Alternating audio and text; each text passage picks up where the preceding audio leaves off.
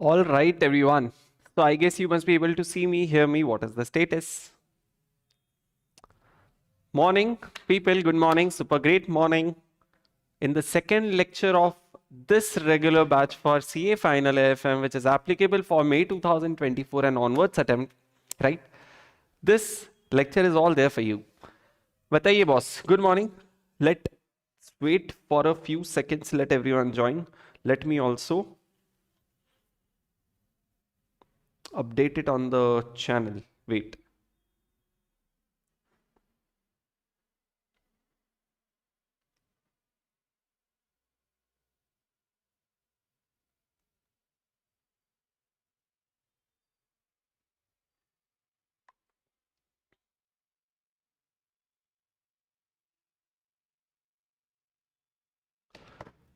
Okay morning Jaswant morning Abhinav क्या बोलते हो क्या मसाला चल रहा है हाउस लाइफ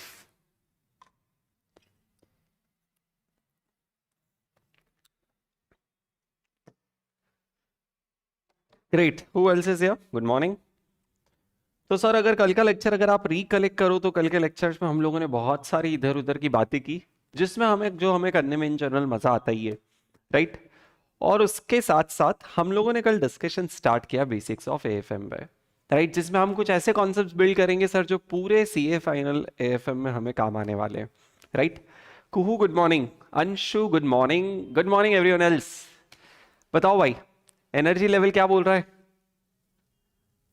हेलो हो क्या रेडी आई ऑल सेट धमाल मचाने के लिए रेडी हो अगर तो फिर आ जाओ कॉन्सेप्ट्स नोट्स के सर पेज नंबर 1 पे वापस से है ना जहां पे सर कल आपने let me show that to you just a minute जहां पे सर कल आपने बेसिक सीखते सीखते कल हम लोगों ने पता है क्या क्या एक बार अल्ट्रा क्विक रिवीजन लेते हैं सर कल हमने ईपीएस समझा ईपीएस का रेलेवेंस समझा कि यार पर शेयर लेवल पे कैलकुलेट तो करना पड़ेगा अर्निंग्स सर इसलिए भी करना पड़ेगा क्योंकि प्राइस भी तो पर शेयर चल रहा है तो अगर कंपैरिजन करना पड़ेगा पी रेशियो के लिए तो प्रेफरेबली हम क्या करेंगे यार पर शेयर का प्राइस ले लो पर शेयर की अर्निंग ले लो तो ऑफिशियली वो फॉर्मूला बन गया था हमारा ईपीएस डिवाइडेड बाय एमपीएस इसके बाद सर हमने डिविडेंड के सारे अलग अलग एस्पेक्ट्स देखे सर टोटल डिविडेंड को अगर मैं नंबर ऑफ शेयर से डिवाइड कर देता हूँ करेक्ट जो लोग कल लाइव नहीं आए थे उनका भी यहाँ से रिवीजन हो जाएगा अगर सर मैं टोटल मेरे डिविडेंड को नंबर ऑफ शेयर से अगर मैं डिवाइड कर दूं ना तो डिविडेंड पर शेयर आ जाएगा अब यही डिविडेंड पर शेयर को परसेंटेज टर्म्स में अगर प्रेजेंट करना है तो मेरे पास थे 3 ऑप्शन रिविजन अल्ट्रा क्विक सब लोग अपना इधर दे दो सब हो जाएगा कल का भी कवर सर या तो मैं उस डिविडेंड को as a percentage of face value बोल सकता हूँ क्या as a percentage of face value मेरा परसेंटेज टर्म्स में डिविडेंड कितना या फिर मैं उसको as a percentage of MPS भी बोल सकता हूँ या फिर as a percentage of EPS भी बोल सकता हूँ करेक्ट अगर आप थर्ड वाली चीज बोल रहे हो तो उसको आप कहते हो पे आउट रेशियो सेकेंड वाली चीज को कहते हो यील्ड फर्स्ट वाली चीज को कहते हो डिविडेंड रेट करेक्ट और सर पे आउट रेशियो से रिलेटेड एक और कॉन्सेप्ट था जिसका नाम है रिटेंशन रेशियो मतलब ये सर कि अगर मैंने for example some part of the earnings has been distributed as dividend which is DPS and the part which is not distributed as dividend is retained by me तो अगर percentage terms में देखना हो कि अगर मेरा अर्निंग्स 100% है तो उसका कितना परसेंट भाई डिस्ट्रीब्यूट कर दिया और उसका कितना परसेंट भाई रिटेन कर लिया that is retention ratio on पे आउट रेशियो बताओ ये सब करने के बाद कल हम लोग चले sir understanding the book value पर शेयर एक बात बता दूं फॉर्मूलाज तो है ही लेकिन अगर आप सिर्फ फॉर्मूला पे स्टिक रहोगे तो लाइफ डिफिकल्ट हो जाएगी क्योंकि सिर्फ आज की बात थोड़ी ये तो समझना एग्जाम तक याद रहना चाहिए आज ऐसा समझना है तो सर बुक वैल्यू पर शेयर पहली बात तो समझ में आ गया कि नाम ही दे दिया बुक वैल्यू मतलब value as per books value किसकी इक्विटी की तो इक्विटी की वैल्यू एज पर बुक्स देखना है तो पहले टोटल इक्विटी का क्लेम देख लो कितना है डिवाइडेड बाय उनके नंबर ऑफ शेयर कर दो तो पर शेयर पता चल जाएगा कि एज पर बुक्स इक्विटी की वैल्यू कितनी अब हमने देखा कि यार सर इक्विटी का क्लेम जो इक्विटी के कैपिटल का अमाउंट है अगर फाइंड आउट करना है as per balance sheet total तो या तो एसेट साइड से चल लो जिसमें आप सारे एसेट्स लो है ना जिसमें आप सारे एसेट्स लो और उसमें से पहले फिक्टिशियस एसेट्स माइनस कर दो और उसमें से फिर लाइबिलिटी आउटसाइड लाइबिलिटी और प्रेफरेंस शेयर कैपिटल भी माइनस कर दो तो पता चल जाएगा सिर्फ इक्विटी का क्लेम कितना है और यही चीज आप चाहो तो सिर्फ इक्विटी का पार्ट ऐड कर लो ना भाई कि इक्विटी शेयर कैपिटल है रिजर्व सरप्लस मतलब इक्विटी के बचे हुए सारे एलिमेंट आ गए जिसमें से फिक्टिशियस माइनस किया तो बुक वैल्यू पर शेयर भी आ गया बोलो क्या यहां तक सेट हो? अगर यहां तक सेट हो तो हम लोग फिर आगे चल सकते हैं। अब कुछ और रेशियोज और कुछ और कैलकुलेशन समझने की बात है। People in the class, yes no?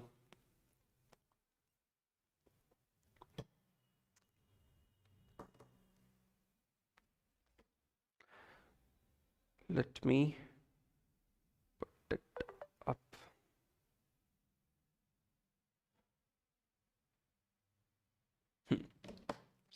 Yup.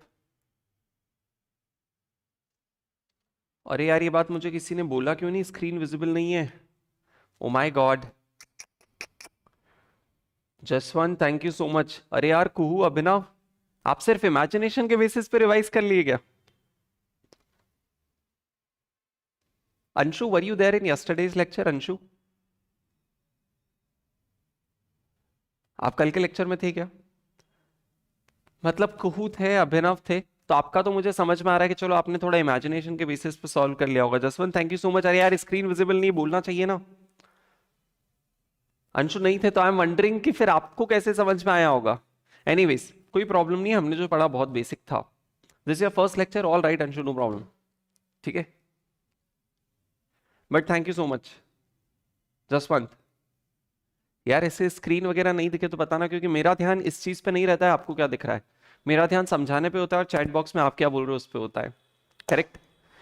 चलिए, ऑल राइट एवरीवन, तो आज हम लोग डिस्कशन स्टार्ट करेंगे विद समथिंग कॉल्ड एज पहले मार्केट कैप समझे या पहले आरओई समझे? चलो पहले आरओई समझते हैं, पहले आरओई समझते हैं। Correct sir, return on equity, return on equity. अगर भाई साहब मुझे रिटर्न ऑन इक्विटी कैलकुलेट करना है तो पहले इसका मतलब समझ जाओ, क्योंकि जो स्टूडेंट मतलब समझ गया ना उसको कॉन्सेप्ट, मतलब जिसको कॉन्सेप्ट समझ में आ गया उसको फॉर्मूला तो आ ही जाएगा। फॉर्मूला खुद बोल रहा है कि यार आपने अपने इक्विटी शेयर होल्डर को कितना रिटर्न कमा के दिया। तो यार अगर मैं आपको फॉर्मूला वगैरह नहीं बताऊं और आपको एक बेसिक चीज समझाऊं, जैसे मैंने बोला कि यार आपने कहीं 100 रुपया लगाया, आपने कहीं 100 रुपया लगाया और 100 रुपये लगाकर आपने 15 रुपए का फर्स्ट ईयर के एंड में प्रॉफिट कमाया। 100 रुपये लगाकर अगर आप 15 रुपए का प्रॉफिट कमाते हो, कैन आई से क्लास में हर एक बच्चा चिल्ला चिल्ला के बोलेगा कि भाई साहब 15% का रिटर्न हमने कमाया। अग्रीड? ये 15% का कैलकुलेशन अपने दिमाग से पूछिए उसने कैसे किया। सर उसने एक्चुअल में न्यूमरेटर में लिया 15 रुपीज और डिनोमिनेटर में लिया ₹100 और डिवाइड करके 15% आंसर दे दिया। मतलब डू यू रियलाइज फॉर्मूला जो आरओई का बन जाता है, या फिर किसी भी टाइप के रिटर्न का फॉर्मूला क्या बन जाता है? डिनोमिनेटर में ले लो कितना लगाया, कितना पैसा लगाया डिनोमिनेटर में ले लो, और न्यूमरेटर में ले लो उससे कितना कमाया, तो बन जाता है किसी भी टाइप के रिटर्न का फॉर्मूला। अब आप return on equity find out करना चाह रहे हो, पीपल इन द क्लास, जब आप return on equity find out करना चाह रहे हो तो डू यू रियलाइज डिनोमिनेटर में वो पैसा लेंगे जो इक्विटी शेयर होल्डर्स का बिजनेस में लगा हुआ है, क्योंकि बिजनेस में तो सर डेट का भी पैसा लगा है, प्रेफरेंस का भी लगा है, सबका लगा है।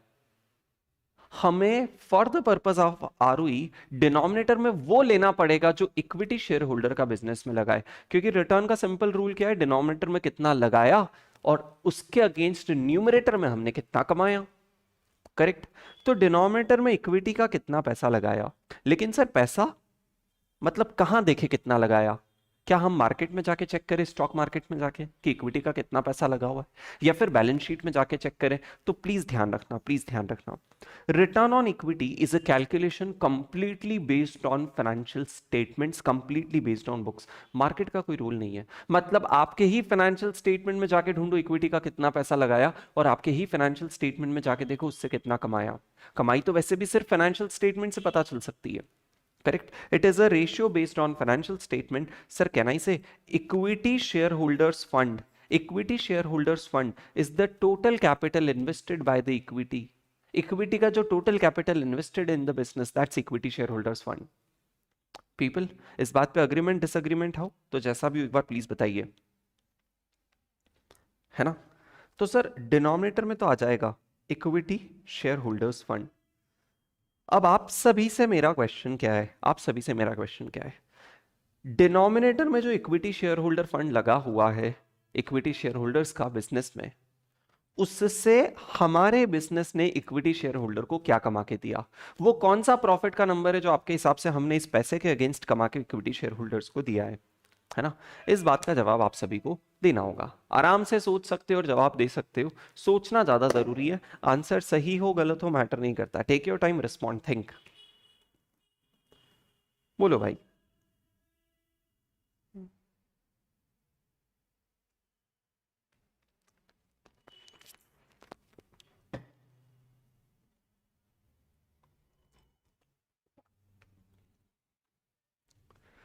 जसवंत को लगता है earnings available to equity share holder, मैं पैट क्यों नहीं ले सकता हूं यार? पैट में क्या प्रॉब्लम है? अभिनव को लगता है earnings available to equity share holder. Anshu, थोड़े थॉट्स तो रिलेट कर पा रहे हो ना अंशु? है ना? जो चीज आपने मिस की है ना अंशु, वो कल वाला पार्ट ये था जिसमें हम देखते कि यार टोटल इक्विटी शेयर होल्डर का कितना पैसा लगा है इस पर बैलेंस शीट। तो हम बोलते जो भी उनका शेयर कैपिटल है, जो भी उनका रिजर्व सरप्लस है, माइनस अगर कोई फिक्टिशियस एसेट्स है तो। करेक्ट। तो ऐसे करके इक्विटी का पैसा लगाया, उसके अगेंस्ट उनको रिटर्न कितना कमा के दिया।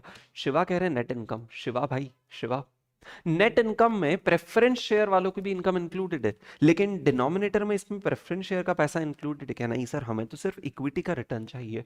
तो भाई साहब वो प्रॉफिट बताओ ना जो सिर्फ इक्विटी शेयर होल्डर कमाते हैं, और उस प्रॉफिट का नाम आप सभी ने सही गेस किया है, earnings available to equity share holder.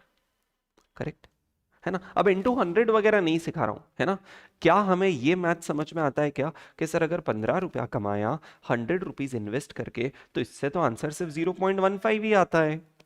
लेकिन ऑब्वियसली उस चीज में 100 मल्टीप्लाई करते हो तो ही वो 15% के सेंस में हम दिखाते हैं। ये बेसिक्स थोड़े से मैथ्स के क्लियर कर लेना है ना। आई जस्ट थॉट कि रैंडमली अगर किसी को नहीं पता है तो बता देते हैं। रिटर्न, कोई भी रिटर्न का कैलकुलेशन अगर उसमें 100 मल्टीप्लाई करेंगे तो आंसर परसेंटेज में आएगा, और 100 मल्टीप्लाई नहीं करेंगे तो सेम चीज का आंसर डेसिमल में आएगा, but they are considered same. Alright, cool. Sir next next. यार ऐसा कैसे हो रहा है, कॉन्करेंट व्यूअर्स मुझे 8 दिख रहे हैं अभी। करेक्ट। और जिसमें से 5 लोग चैट पर रिस्पॉन्ड भी कर रहे हो, 5-6 लोग तो इजीली, राइट। और नंबर ऑफ लाइक्स अभी भी कम है। ओ मेरे भाई, ये क्या कर रहे हो?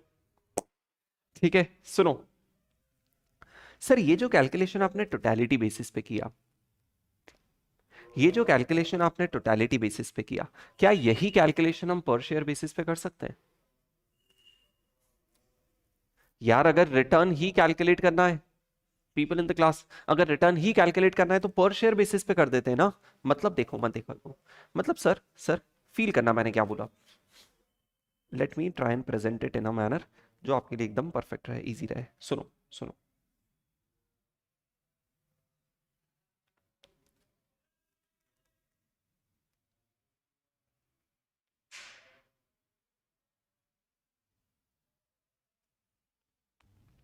मेरी बात सुनो।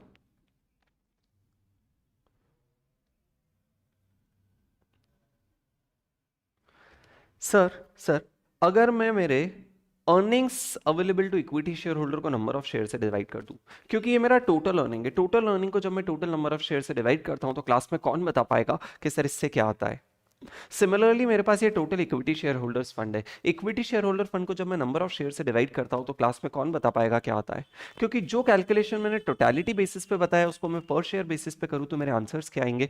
प्लीज एक बार वो बता दो, इससे मुझे कंफर्म हो जाएगा how well are you able to understand the things. Great. Abhinav, Kuhu, Jaswant, Shiva answer, Anshu answer, people in the class answer. Sir क्या मैं बोल सकता हूं, क्या मैं बोल सकता हूं कि टोटल अर्निंग्स को नंबर ऑफ शेयर से डिवाइड किया तो ईपीएस आया, और इक्विटी शेयर होल्डर फंड जो टोटल उनका पैसा लगा अगर मैं पर शेयर लेवल पे देखूं तो बुक वैल्यू पर शेयर आ गया। मतलब सर सोच वही है, पर्सपेक्टिव नया है कि यार पर शेयर लेवल पे उनका कितना पैसा लगा बुक्स के अकॉर्डिंग, बैलेंस शीट के अकॉर्डिंग, और पर शेयर लेवल पे उनका उतने कितना कमाया। करेक्ट, बेसिक सेटल्ड, आरओई का फॉर्मूला डन, है ना? चलेगा। अगर आप में से किसी को लग रहा है कि सर आज के लेक्चर की स्पीड, मतलब लेक्चर्स की स्पीड इन जनरल बहुत स्लो है, तो दिल से बताऊं तो मुझे भी लग रहा है, बट उससे ज्यादा मुझे डर लगता है कि यार अगर मैंने गाड़ी भगा दी तो प्रॉब्लम आ जाएगी। तो डे वन हम थोड़ा सा संभल के भी चल लेंगे, कुछ 1-2 दिन तो फर्क नहीं पड़ेगा, है ना? कूल, आ जाइए। सर नेक्स्ट कॉन्सेप्ट बेसिक्स के आपको सीखना है, which is concept of market capitalisation. तो देखो आपको एक चीज समझ में आ गई है ना, 2-3 वर्ड्स ले लेता हूं ताकि हमें क्लैरिटी रहे। वो कल हमने खोला था ना टीसीएस का एनुअल रिपोर्ट, बता रहे इंटरनेट ऑफ है, 1 मिनट रुको।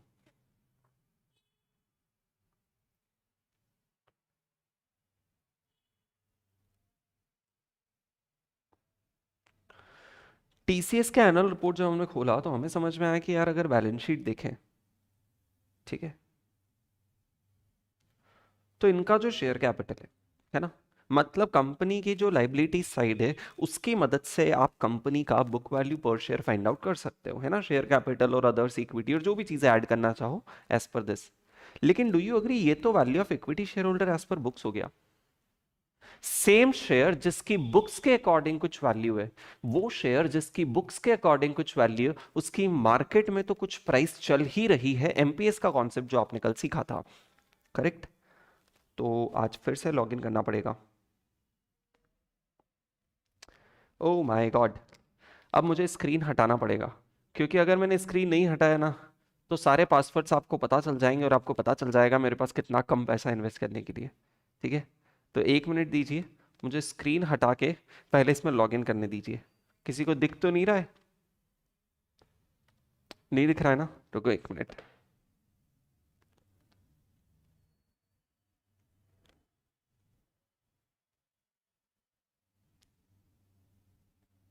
अरे यार, लॉगिन कराएगा फिर ओटीपी पूछेगा, मेहनत बहुत कराते लोग।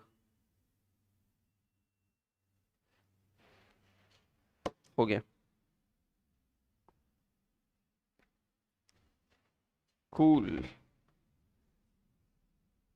वापस स्क्रीन दिख गया।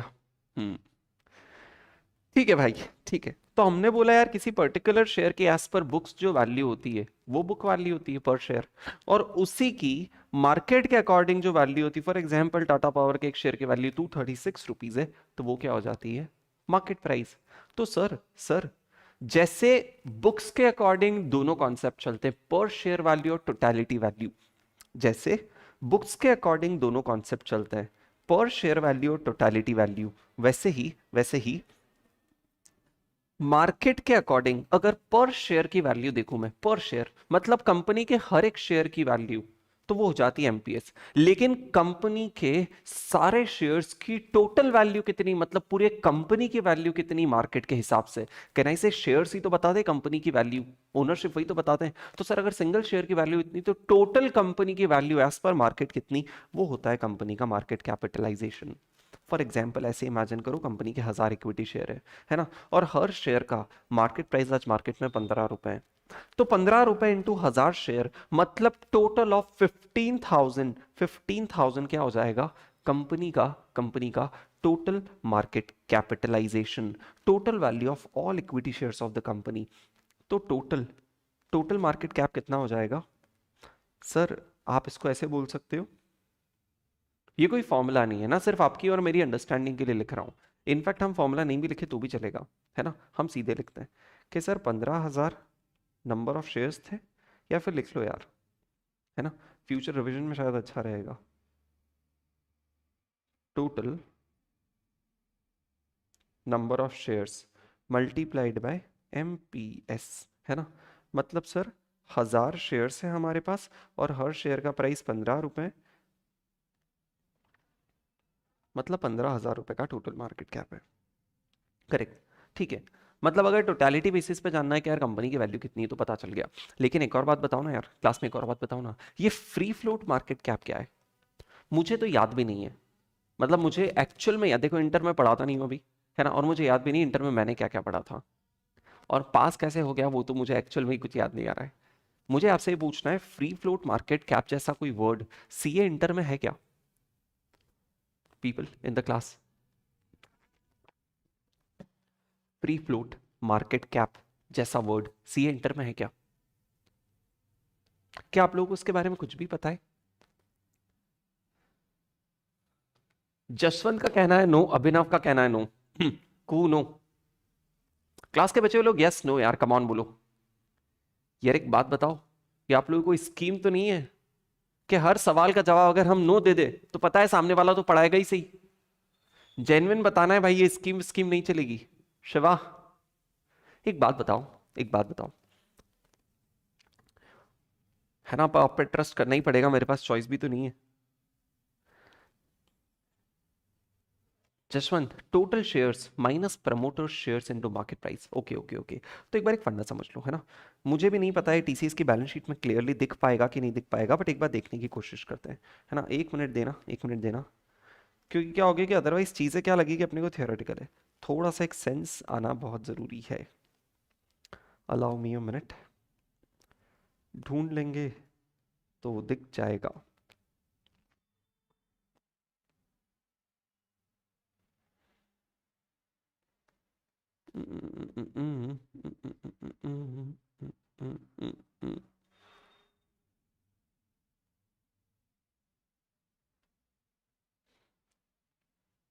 माय गॉड, लिटरली यार, आप एक चीज इमेजिन कर सकते हो। एक बात बताऊं, ऑफ द ट्रैक है, ऑफ द ट्रैक है, ऑफ द ट्रैक एक बात बताता हूँ out of curiosity. Arvind good morning, शायद हम कल नहीं मिले थे। क्या हुआ आपको पता है, थोड़े टाइम पहले एक टाइम आया था, है ना। ये कुछ बातें होगी जो आपको हमें बुक्स में लिखना भी नहीं है, आपको सिर्फ समझना है और आपके थॉट्स को इवॉल्व करना है, करेक्ट। क्योंकि यही वो बातें होगी जो आगे रह के आपको फाइनेंस की फील्ड में कहीं ना कहीं काम आएगी। मेरे को थोड़े टाइम पहले एक टाइम आया था जब टीसीएस, जैसे हम देखते हैं ना यार, इंडिया की सबसे वैल्यूएबल कंपनीज कौन सी, जैसे अभी देखा है कि यार वर्ल्ड की सबसे वैल्यूएबल कंपनी कौन सी, तो एप्पल। एप्पल वर्ल्ड की सबसे महंगी कंपनी है, मतलब अगर total market value of Apple देखें तो वो सबसे ज्यादा है, सबसे ज्यादा है किसी और कंपनी दुनिया में, है ना। एक तरीका आपका सोचने का हो सकता है कि यार सर फोन, अब आप इमेजिन करो सबसे ज्यादा होना भी तो जरूरी है, क्योंकि क्योंकि one of the most expensive product जो आप आपके लाइफ में हर दिन यूज करते हो, दैट इज फोन, एप्पल की साइड से, करेक्ट। और ऐसा भी नहीं है कि महंगा है तो बहुत कम लोग यूज कर रहे हैं, महंगा है तो भी ऑलमोस्ट हर कोई अब फोन यूज कर रहा है, करेक्ट। और थर्ड बात, ऐसा भी नहीं एक बार खरीद लिया गोल्ड की तरह तो 10 साल सोचना नहीं है, हर तीसरे चौथे साल खरीदना है। तो एक सेंस भी बैठता है कि हाँ यार, हाँ यार, एप्पल का one of the most valuable company होने का लॉजिक कुछ हद तक यहां बैठता है, राइट। सर सिमिलरली आपको पता है इंडिया की अगर मैं बात करूं, तो बीच में एक टाइम आया था जब टीसीएस इंडिया की सबसे बड़ी कंपनी थी, सबसे ज्यादा वैल्यूएबल कंपनी टीसीएस इंडिया की। तो मेरे माइंड में थॉट आया कि यार अगर रिलायंस को देखो, तो डू यू रियलाइज कि रिलायंस क्या नहीं बेचता है। यार रिलायंस सब कुछ तो बेचता है, रिलायंस पेट्रोलियम में भी है, रिलायंस टेलीकॉम में भी है, रिलायंस फ्रेश मतलब रिलायंस डिजिटल, रिलायंस फुटप्रिंट्स, रिलायंस इसमें भी है, रिटेल मार्केट में भी है। रिलायंस के कुछ एफएमसीजी प्रोडक्ट्स भी आते हैं, दूसरी बहुत सारी ब्रांड्स है, करेक्ट। तो और ऑनलाइन भी है, ओटीटीज मार्केट है और सब कुछ है। तो समझ में आया कि यार जब रिलायंस हर चीज में है, अगर हर चीज रिलायंस बेच रहा है, तो फिर भी ऐसा क्यों हो रहा है कि टीसीएस जो सिर्फ आईटी कंपनी है, जो सिर्फ आईटी सिस्टम रिलेटेड काम कर रहा है, फिर भी वो रिलायंस से बड़ी कंपनी बन गई। कोई सोच के बताएगा, कोई सोच के बताएगा। ये चीजें कोई बुक नहीं सिखाएगी, ये चीजें कोई बुक नहीं सिखाएगी, बोलो ना, ऐसा क्यों हो रहा होगा। एक बेसिक सेंस तो समझता है ना, जैसे आपके आसपास कुछ आप देखते हो, जसवंत, सब्सिडरीज भी काम तो वही कर रही है ना यार, जसवंत, टीसीएस की सब्सिडरी भी है तो आईटी कंपनीज ही ना यार। तो एक एक फंडा समझ में आता है ना यार, एक बंदा है जिसकी 10 दुकानें, एक बंदा है आपके आसपास, कोई बंदा इमेजिन करो फैमिली में जो जूलर्स भी है, जिसका ग्रोसरी का भी शॉप है, जिसका कुछ और भी शॉप है। तो यार वो बंदा तो ज्यादा रिच होगा ना एज कंपेयर टू दूसरे अंकल हमारी फैमिली में जो सिर्फ एक पर्टिकुलर बिजनेस करते हैं, for example medical shop, chemist. तो ऐसा कैसे हुआ कि यार रिलायंस इतने बिजनेस करने के बाद भी टीसीएस से छोटा रह गया उस पॉइंट पे। बताऊं क्यों, मेनली एक फंडा समझ रहे हैं, अभी की बात नहीं, अब तो देखो रिलायंस का वैल्यू उसके बाद ऑलमोस्ट डबल हो गया, करेक्ट, ये लॉकडाउन के पहले की बात है। सर रिलायंस सब कुछ बेच रहा है, लेकिन रिलायंस का मार्केट पता है क्या है, रिलायंस का मार्केट सिर्फ इंडिया है। मेजरली मेजरली होता है एक्सपोर्ट, मेजरली रिलायंस का मार्केट सिर्फ इंडिया है। मतलब इंडिया तो वर्ल्ड का सिर्फ 1/6 पॉपुलेशन है ना, हम अराउंड 16-17% है ना वर्ल्ड पॉपुलेशन के, तो लगभग 1/6 है हम। टीसीएस का मार्केट पता है क्या है, टीसीएस का मार्केट वर्ल्ड है। टीसीएस अपना जितना भी माल बेचता है उसका रेवेन्यू का 95% पैसा पता है कहां से आता है, रेवेन्यू का 90%, 95% पता है पैसा कहां से आता है, अप्रोक्सीमेटली 95 आउट ऑफ इंडिया से। मतलब इंडिया में वो सिर्फ 5% का रेवेन्यू बना रहा है, बचा हुआ 95% बाहर से। अब आप रियलाइज कर रहे हो, जब आपका मार्केट साइज ही बड़ा है, जब आपके कस्टमर देश नहीं पूरी दुनिया में बैठे हो, तो आप सिर्फ एक भी चीज बेचोगे ना तो शायद उनसे बड़े बन जाओगे। आर यू अंडरस्टैंडिंग ऐसा क्यों हुआ होगा। मतलब मैंने एक दिन सोचा यार ऐसा कैसे हो गया, फिर थोड़ा सा बेसिक, कोई इंटेंस रिसर्च भी नहीं चाहिए, बेसिक थॉट्स चाहिए। और पता है क्या, जिस दिन आप ये सब चीजें सोचना सीख गए ना, आप एक अच्छे एनालिस्ट बन गए। करेक्ट। और वो सब सोचने के लिए हमें पता है सर आज क्या एक चीज करनी होगी। मतलब अगर आप मुझसे पूछो ना कि सर ऐसी क्या चीज है अगले 3 साल, अगले 1 साल, सिर्फ अगले 1 साल अगर मैं रोज करूं तो मुझे कंप्लीटली चेंज कर देगी, मैं आपको सीए की पढ़ाई नहीं बोलूंगा। सीए की पढ़ाई आपको पास कराएगी, लेकिन if you want to know कि सर कौन सी ऐसी चीजें जो मैं अगले हर 1 साल तक हर दिन करूं तो मुझे कंप्लीटली इवॉल्व कर देगी, where do I stand, how do I think, how do I speak, that is मेरे भाई reading business newspaper every day, every day. आप 1 घंटा दे दो, आधी घंटा दे दो, कम पढ़ो, कंटेंट समझ के पढ़ो कि हाँ यार ये चीज अब मुझे समझ में आ गई, कल को मेरे को ये नहीं सोचना पड़ेगा कि यार गोल्ड का प्राइस किस पे डिपेंड करता है। पढ़ा, चीज समझ लिया, उसको रिसर्च किया, 1 साल तक ये चीज कर लो और 1 साल बाद मुझे मिलना, आप खुद आके रखे बोलोगे sir I can see that evolution in my self. Right. क्योंकि बिजनेस न्यूज़पेपर वो नॉलेज देगा जो कोई बुक नहीं देगी, नहीं बुक पढ़ाएगी, सब कचरा है, सब कचरा है। अब ऑब्वियसली एक बार डिग्री लेने के लिए तो सब करना ही पड़ेगा, कंसेप्ट यहां बिल्ड होंगे, लेकिन जितना इंपॉर्टेंट कंसेप्ट है उससे ज्यादा इंटरेस्टिंग उसका एप्लीकेशन है। Right. Anyways back to track. अब जैसे फॉर एग्जांपल एक बात बताओ, टीसीएस तो खुद एक सब्सिडरी कंपनी है, किसकी सब्सिडरी कंपनी है, Tata Sons Private Limited. Tata Sons Private Limited की हम एक सब्सिडरी कंपनी है। सर इतनी बड़ी कंपनी, इतना बड़ा मार्केट कैप, उसका 72% शेयर, 72% शेयर तो टाटा सन्स होल्ड करता है, किसका, टीसीएस का। मतलब टीसीएस के जितने भी शेयर होल्डर उसको दो कैटेगरी में डिवाइड किया, एक वो जो पेरेंट टाटा सन्स होल्ड कर रहे हैं और बचा अराउंड 27% आता है शायद, राइट, अराउंड 27% जो public in general, people like you and me, कोई म्यूचुअल फंड, कोई बैंक, हम लोगों ने पैसा लगा रखा है इन दैट कंपनी। करेक्ट। तो सर ये जो 72% शेयर है जो टाटा सन्स के पास रखे हुए हैं, ये थोड़ी ना मार्केट में ट्रेड होता है पीपल। कहने का मतलब जब आप सर यहाँ पे टीसीएस का शेयर देख रहे हो, है ना, और जब मैं यहाँ पे टैप करता हूँ और जब मैं बाय पे टैप करूंगा, है ना, जब मैंने यहाँ पे बाय पे टैप किया तो सर ये मैं कौन सा शेयर खरीदूंगा, इस 72% में से खरीदूंगा या फिर उस 27% में से खरीदूंगा, या फिर सर सारे ही 100% मार्केट में, कोई गेस करेगा। अगर मैंने यहाँ पे आगे बाय पे टैप कर दिया और शेयर खरीद लिया, तो बताओगे कौन से उसमें से मैं शेयर खरीद रहा हूं। सर 72% शेयर तो पेरेंट के पास, प्रमोटर के पास रखे हुए हैं, वो मार्केट में ट्रेड नहीं हो रहे हैं। जो इन जनरल मार्केट में लोग शेयर्स खरीद रहे हैं, बेच रहे हैं, वो किस में से खरीद रहे बेच रहे हैं, वो जो 27% है ना, जो आप में है, आप में और मेरे जैसे लोग खरीद के बैठे हैं। करेक्ट। मैंने बेचा, आपने खरीद लिया, आपने बेचा, मैंने खरीद लिया, वो 72 तो वहीं रखा हुआ है, ये 27% की चर्निंग हो रही है इधर सिर्फ। करेक्ट। तो वो होता है free float number of share, है ना, मतलब जो बचे हुए 27% शेयर्स है वो है free float number of share. तो हमने देखा यार जो मार्केट में शेयर्स फ्रीली फ्लोट कर रहे हैं उसका मार्केट कैप कितना, अगर मैं टोटलिटी लेवल पे देखना चाहूं वैल्यू की टर्म्स में, तो वो free float number of share का मार्केट कैप कितना, तो हम यहां पे आके बोलेंगे मार्केट कैप, अगर मुझे फ्री फ्लोट कैलकुलेट करना है तो हम बोलेंगे free float number of share, free float number of shares multiplied by MPS. हमारे एग्जाम्पल में अगर मैं बात बताऊं ना, हमारे एग्जाम्पल में सर 700 शेयर 70% प्रमोटर होल्ड करता है, 30% share public in general hold करती है। राइट। मतलब कितने share sir public in general hold कर रही है सर, 300, है ना, कितना सर, इस पर शेयर प्राइस कितना है 15, मतलब टोटल कितना हो गया सर, टोटल हो गया sir 45, 100 as the total, as the free float market cap of the company. Done, agreed. Sir free float market cap calculate करने का एक और तरीका है क्या जी, हाँ ध्यान से सुन लीजिए, है ना, ध्यान से सुनो, सिंपल है, लॉजिकल है। कैन आई से जो भी मेरा टोटल मार्केट कैप है,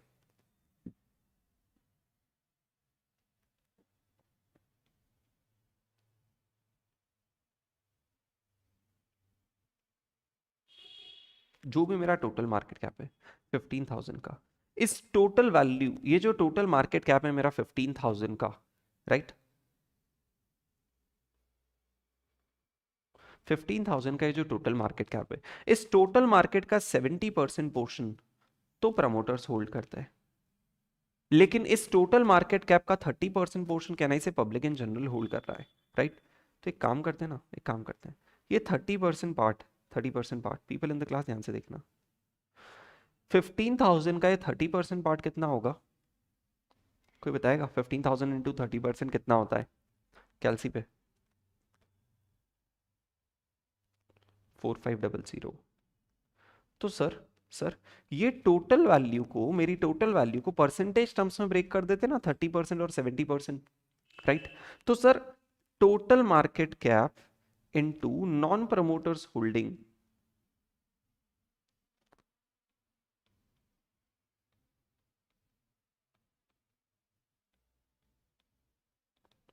नॉन प्रमोटर होल्डिंग मतलब 15,000 इंटू 30% कर दिया ना सर, तो भी free float market cap of 4500 आ जाएगा। बता दो भाई, 100% comfort are you all having? चले क्या यार, चले। मार्केट कैप का तो भाई साहब टोटल फंडा क्लियर है, राइट? तो सर कुछ बेसिक से अच्छे से बिल्ड हो रहे हैं, आप आराम से मस्त एंजॉय करके पढ़ाई कीजिए। आगे जाने की परमिशन देते हो क्या? अगर आने जाने की परमिशन देते हो तो हम लोग अभी आगे चल रहे हैं to understand the very next concept. Very next concept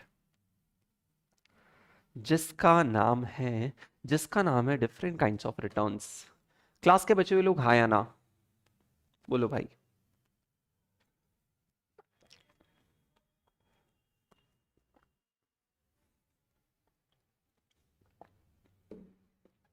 Abhinav, are you set? Arvind, are you still here? Kuhu, Shiva, are you still here? There's one more girl, Anshu. Sorry, there's one more boy. Anshu, are you still here listening to us? या फिर not really? तो चलिए भाई, done. All right sir, अब समझना different kinds of returns है ना। मतलब सी ए फाइनल एएफएम की इस जर्नी में हमें अलग अलग टाइम पे अलग अलग रिटर्न्स के वर्ड्स सुनने को मिलेंगे, है ना। और उन सारे वर्ड्स को पीपल इन द क्लास अब हम समझने की कोशिश करते हैं। ध्यान से आ जाइए, करेक्ट, समझने की कोशिश करते हैं। सबसे पहला फंडा समझते हैं एक्सपेक्टेड रेट ऑफ रिटर्न का। Expected rate of return super duper easy, है ना। मोर देन फॉर्मूला, मैं फिर से बोल रहा हूं, इसका सेंस समझ जाओ, फॉर्मूला खुद पे खुद बना लेंगे। देखो, जब आप किसी एसेट में इन्वेस्ट करते हो, तो डू यू रियलाइज उस एसेट की वैल्यू कितनी हो जाएगी फ्यूचर में, या फिर उस एसेट से कितना रिटर्न मिलेगा, उसका कुछ तो एस्टिमेट करने की कोशिश करते हो ना आप। उसका कुछ तो एस्टिमेट लगाने की कोशिश करोगे ना, कि सर आज 0 पॉइंट पे एक एसेट में अगर मैंने इन्वेस्ट किया तो इस एसेट की वैल्यू फ्यूचर में कितनी हो जाएगी, राइट? फॉर एग्जाम्पल आपने बोला कि यार टीसीएस के शेयर की आज वैल्यू, तो मुझे दो तरीके से लिखना पड़ेगा, 1 मिनट देना। फॉर्मूला, हाँ, पहले कॉन्सेप्ट सिखाता हूँ, है ना, और फॉर्मूला उसके बाद में। जैसे सर फॉर एग्जांपल मैंने आपको बोला कि यार टीसीएस की शेयर की वैल्यू आज मार्केट में 3,000 रुपए है ना। 3,000 के शेयर की वैल्यू आज से 1 साल बाद 3,300 रुपए हो जाएगी। सर मार्केट में 1 साल बाद वैल्यू कितनी हो जाएगी, ये आप और मैं कोई भी नहीं बता सकते, सिर्फ भगवान बता सकते हैं। अरे यार, फ्यूचर प्रेडिक्ट करने का राइट किसने दे दिया आपको? 3,300 हो जाएगी, ये श्योरिटी से तो कोई भी नहीं बोल सकता है। हम प्रेडिक्ट कर सकते हैं, हम एस्टिमेट कर सकते हैं, हम गेस कर सकते हैं कि वैल्यू आज से 1 साल बाद कितनी हो जाएगी, करेक्ट। और इस गेस के बेसिस पे, इस एस्टिमेटेड वैल्यू के बेसिस पे अगर मैं रिटर्न कैलकुलेट करना चाहूं कि अच्छा ठीक है बताइए, अकॉर्डिंगली मेरा रिटर्न कितना हो जाएगा, कोई क्लास में गेस कर सकता है कि मेरे एस्टिमेट्स के अकॉर्डिंग, मेरे एक्सपेक्टेशंस के अकॉर्डिंग मेरा रिटर्न कितना है? सर 10%। 3,000 के वैल्यू 3,300 हो जाना, इस 10% का रिटर्न आई हैव अर्न नहीं, I am expecting to earn, I am estimating to earn. एक बार हिंदी में डेफिनेशन बोल रहा हूं, एक्सपेक्टेड रेट ऑफ रिटर्न का मतलब मुझे क्या लगता है मेरे एस्टिमेट्स के अकॉर्डिंग कि मुझे रिटर्न कितना मिलेगा। मुझे क्या लगता है मेरे एस्टिमेट्स के अकॉर्डिंग कि मुझे क्या रिटर्न मिलेगा, that is your expected rate of return. Sir अगर मैं बोलूं कि आपने 300 रुपए का तो चलो कैपिटल गेन कमाया ही कमाया, कमाओगे ही, एक्सपेक्टेड 300 रुपए का कैपिटल गेन तो कमाओगे ही, प्लस कंपनी साथ में 150 रुपीज का डिविडेंड भी देगी। तो सर मैंने टोटल क्या क्या कमाया? 3,300 प्राइस हो गया, माइनस 3000 प्राइस था। तो इस पार्ट से पता चल गया कि यार कैपिटल गेन की टर्म्स में हम कितना कमाएंगे, इंक्रीज इन वैल्यू की टर्म्स में कितना कमाएंगे, प्लस प्लस। आपको याद है ना, कल ही हमने डिस्कस किया था कि कोई भी शेयर होल्डर रिटर्न दो तरीके से कमा सकता है, या तो वो कैपिटल गेन की टर्म्स में कमा सकता है या फिर किसकी टर्म्स में कमा सकता है, डिविडेंड की टर्म्स में। तो हमने बोला ये तो कमाया ही कमाया, प्लस समझो 150 रुपीज का शेयर होल्डर को डिविडेंड भी मिल गया, या फिर वो ऐसा एक्सपेक्ट कर रहा है कि मुझे 150 का डिविडेंड मिल जाएगा, और 150 का डिविडेंड मिलने के बाद भी कंपनी की शेयर प्राइस 3300 हो जाएगी, जो आज 3000 है। सर ये सब कमाया, 300 यहां से कमाया, 150 यहां से कमाया, लेकिन ये सब कमाने के लिए लगाया कितना? वो बेस याद है ना, डिनोमिनेटर में लगाया, न्यूमरेटर में कमाया। सर ये सब कमाने के लिए लगाया कितना? सर आज मार्केट में 3000 लगाया। क्या अब आप बता सकते हो कि अपने एस्टिमेट के अकॉर्डिंग अपना रिटर्न कितना होने वाला है people in the class? Sir 3300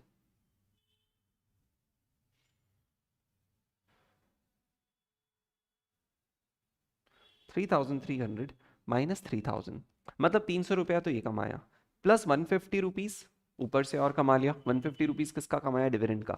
और सर डिवाइड बाय ये सब कमाने के लिए लगाया कितना? सर 3000, मतलब मेरा रिटर्न कितना परसेंटेज टर्म्स में? सर 15%। और इसी चीज को अगर मुझे फॉर्मूला में प्रेजेंट करना है तो फॉर्मूला क्या बन जाता है? फॉर्मूला बन जाता है sir P1 minus P0। P1 मतलब साल के एंड में प्राइस कितनी थी, P0 मतलब साल के स्टार्ट में प्राइस कितनी हो गई। थोड़ा सा मुझे एडिटिंग करना पड़ेगा, एडिटिंग इसलिए करना पड़ेगा क्योंकि यहाँ पे जो एग्जाम्पल दे रखा है मैंने उसको डिसरिगार्ड करके अपना ही एग्जाम्पल बना दिया गलती से, करेक्ट। तो अब उसके एग्जाम्पल के नंबर्स लिख लेते, थॉट वही है, P1 माइनस P0 मतलब कैपिटल गेन कितना, डिविडेंड कितना, डिवाइडेड बाय 0 पॉइंट पे पैसा लगाया कितना, करेक्ट।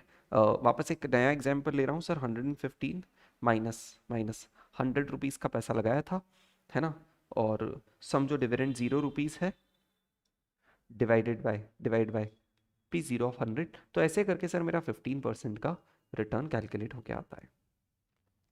ओवरऑल मुझे फॉर्मूला नहीं सिखाना था, फॉर्मूला तो मैं ऐसे भी पता है कि आप लोगों को आ जाएगा। मुझे जो सिखाना था वो रियलाइज कराना था कि हाँ एक्सपेक्टेड रेट ऑफ रिटर्न मतलब मुझे क्या लगता है, मेरे एस्टिमेट्स मेरे एक्सपेक्टेशंस के अकॉर्डिंग के रिटर्न क्या मिलेगा, क्योंकि फ्यूचर अनसर्टेन है ना, किसी को पता नहीं है, तो हम एस्टिमेट ही कर सकते हैं। इसके बियॉन्ड आइए और प्लीज समझिए दूसरा टॉपिक, दूसरा रिटर्न का टाइप जिसका नाम है रिक्वायर्ड रेट ऑफ रिटर्न। बहुत सारे सीए फाइनल स्टूडेंट्स को कंफ्यूजन होता है इन दोनों टाइप के रिटर्न्स के बीच में, चलो हमें क्लैरिटी आ जाइए, इंश्योर कर लेते हैं। रिक्वायर्ड रेट ऑफ रिटर्न, मैं हिंदी में 2 लाइंस बोल रहा हूं, प्लीज डिफरेंस समझना। पहला, मुझे क्या लगता है मैं कितना कमा पाऊंगा इससे, मेरे एस्टिमेट्स के अकॉर्डिंग मैं कितना कमा पाऊंगा, उसमें कैपिटल गेन्स भी आ गया, डिविडेंड भी आ गया, पहली चीज। दूसरा, लेकिन मुझे कितना कमाने की जरूरत है इससे, how much I need to earn, how much I require to earn. आप दोनों में फर्क समझ रहे हो? Sir Bitcoin Bitcoin Bitcoin sir इतना ज्यादा रिस्की है कि अगर मुझे एफडी पे 7% मिलता है, शेयर्स पे 10-15% मिलता है, तो बिटकॉइन पे तो सर 20-30% मिलना मेरा राइट है, फॉर एग्जाम्पल, करेक्ट। तो 20-30% बिटकॉइन से मेरा रिक्वायर्ड रेट ऑफ रिटर्न है। डज दैट मीन कि Bitcoin is expected to give me this much of return? Sir पता नहीं, अगर बिटकॉइन बढ़ने वाला है तो हो सकता है 50% रिटर्न दे दे, और बिटकॉइन गिरने वाला है मतलब हो सकता है -30% रिटर्न दे दे, वैल्यू ऑफ इन्वेस्टमेंट रादर कम हो जाए। क्या आप डिफरेंशिएट कर पा रहे हो? एक है मैं कितना कमाना चाहता हूं, नीड रिक्वायरमेंट, और दूसरा है मुझे क्या लगता है कि कितना मुझे इससे कमाने को मिलेगा based on its future price. हाँ या ना में एक बार प्लीज सब लोग जवाब दे दो। क्या मैं 2 वर्ड्स बता पाया? रिक्वायर्ड मतलब मुझे कितना कमाने की जरूरत है उससे, how much I need to earn, require to earn. Second था how much I think I will be able to earn. People in the class please 2 words को डिफरेंशिएट कर पा रहे हो? बहुत जरूरी है, बहुत जरूरी है, राइट। तो let me tell you sir, required rate of return को लेकर स्पेसिफिकली एक बात बताऊं, ये किस बात पर डिपेंड करता है? देखो एक्सपेक्टेड तो इस बात पर डिपेंड करता था कि यार फ्यूचर में शेयर की प्राइस क्या हो जाएगी, डिविडेंड क्या दे देंगे वो लोग, ये एस्टिमेट्स आपको करने पड़ रहे थे कि फ्यूचर में शेयर की प्राइस क्या हो जाएगी, डिविडेंड कितना दे देंगे। लेकिन एक बात बताऊं, रिक्वायर्ड किस बात पे डिपेंड करता है? रिक्वायर्ड इस बात पे डिपेंड करता है कि आपकी रिस्क कितनी इन्वॉल्व है। क्या आपने बेसिक फाइनेंस का एक फंडा कहीं जान रखा है? The more risk you take, the more return you require to earn. जितनी ज्यादा रिस्क लोगे उतना ज्यादा रिटर्न आपको कमाने का मन होगा। और कॉमन सेंस यार, कॉमन सेंस है। आप जब कोई रिस्क नहीं लेते हो तब भी आपको गवर्नमेंट ऑफ इंडिया बॉन्ड में फॉर एग्जांपल 7% रिटर्न मिल जाता है। इंडिया में यील्ड, आज ही न्यूज़पेपर में देखा, इंडिया का गवर्नमेंट ऑफ इंडिया यील्ड 7.8%। एक बार चेक करें।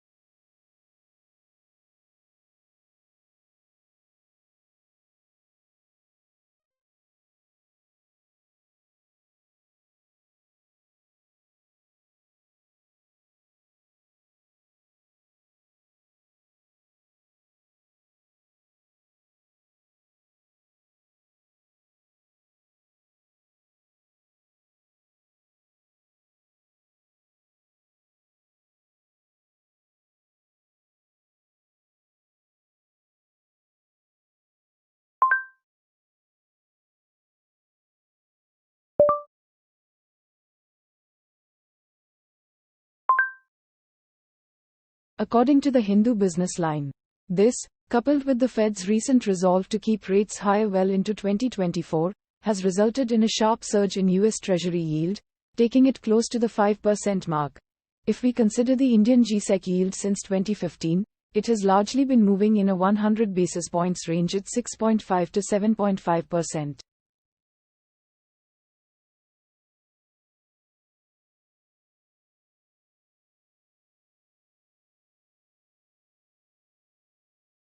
According to the Hindu Business Line, recent resolve to keep rates higher तो well हम लोग into यही देख रहे थे कि यार 2024 has आवाज resulted तो आ in a रही है ना? sharp वेट, हाँ। तो हम लोग यही देख रहे थे कि यार कैसे taking it गो close अब to the अभी जो 5% मार्केट जो mark. इतना गिरा If कैसे we गिरने लग consider गया, the राइट? Indian तो G-Sec अगर मैं yield आपको since न्यूज़ पे जाके 2015, बताऊं ना स्पेसिफिकली, तो अभी 8 घंटे पहले का, 6 दिन पहले का यूज है कि यार यूएस बॉन्ड का यील्ड पिछले 16 सालों में सबसे ज्यादा अब हुआ। अब इससे आप रिलेट करना है, जो रिक्वायर्ड रेट ऑफ रिटर्न का फंडा है ना, इससे आप रिलेट करना मैं क्या कहना चाह रहा हूँ। करेक्ट। जैसे अभी यील्ड कितना हो गया,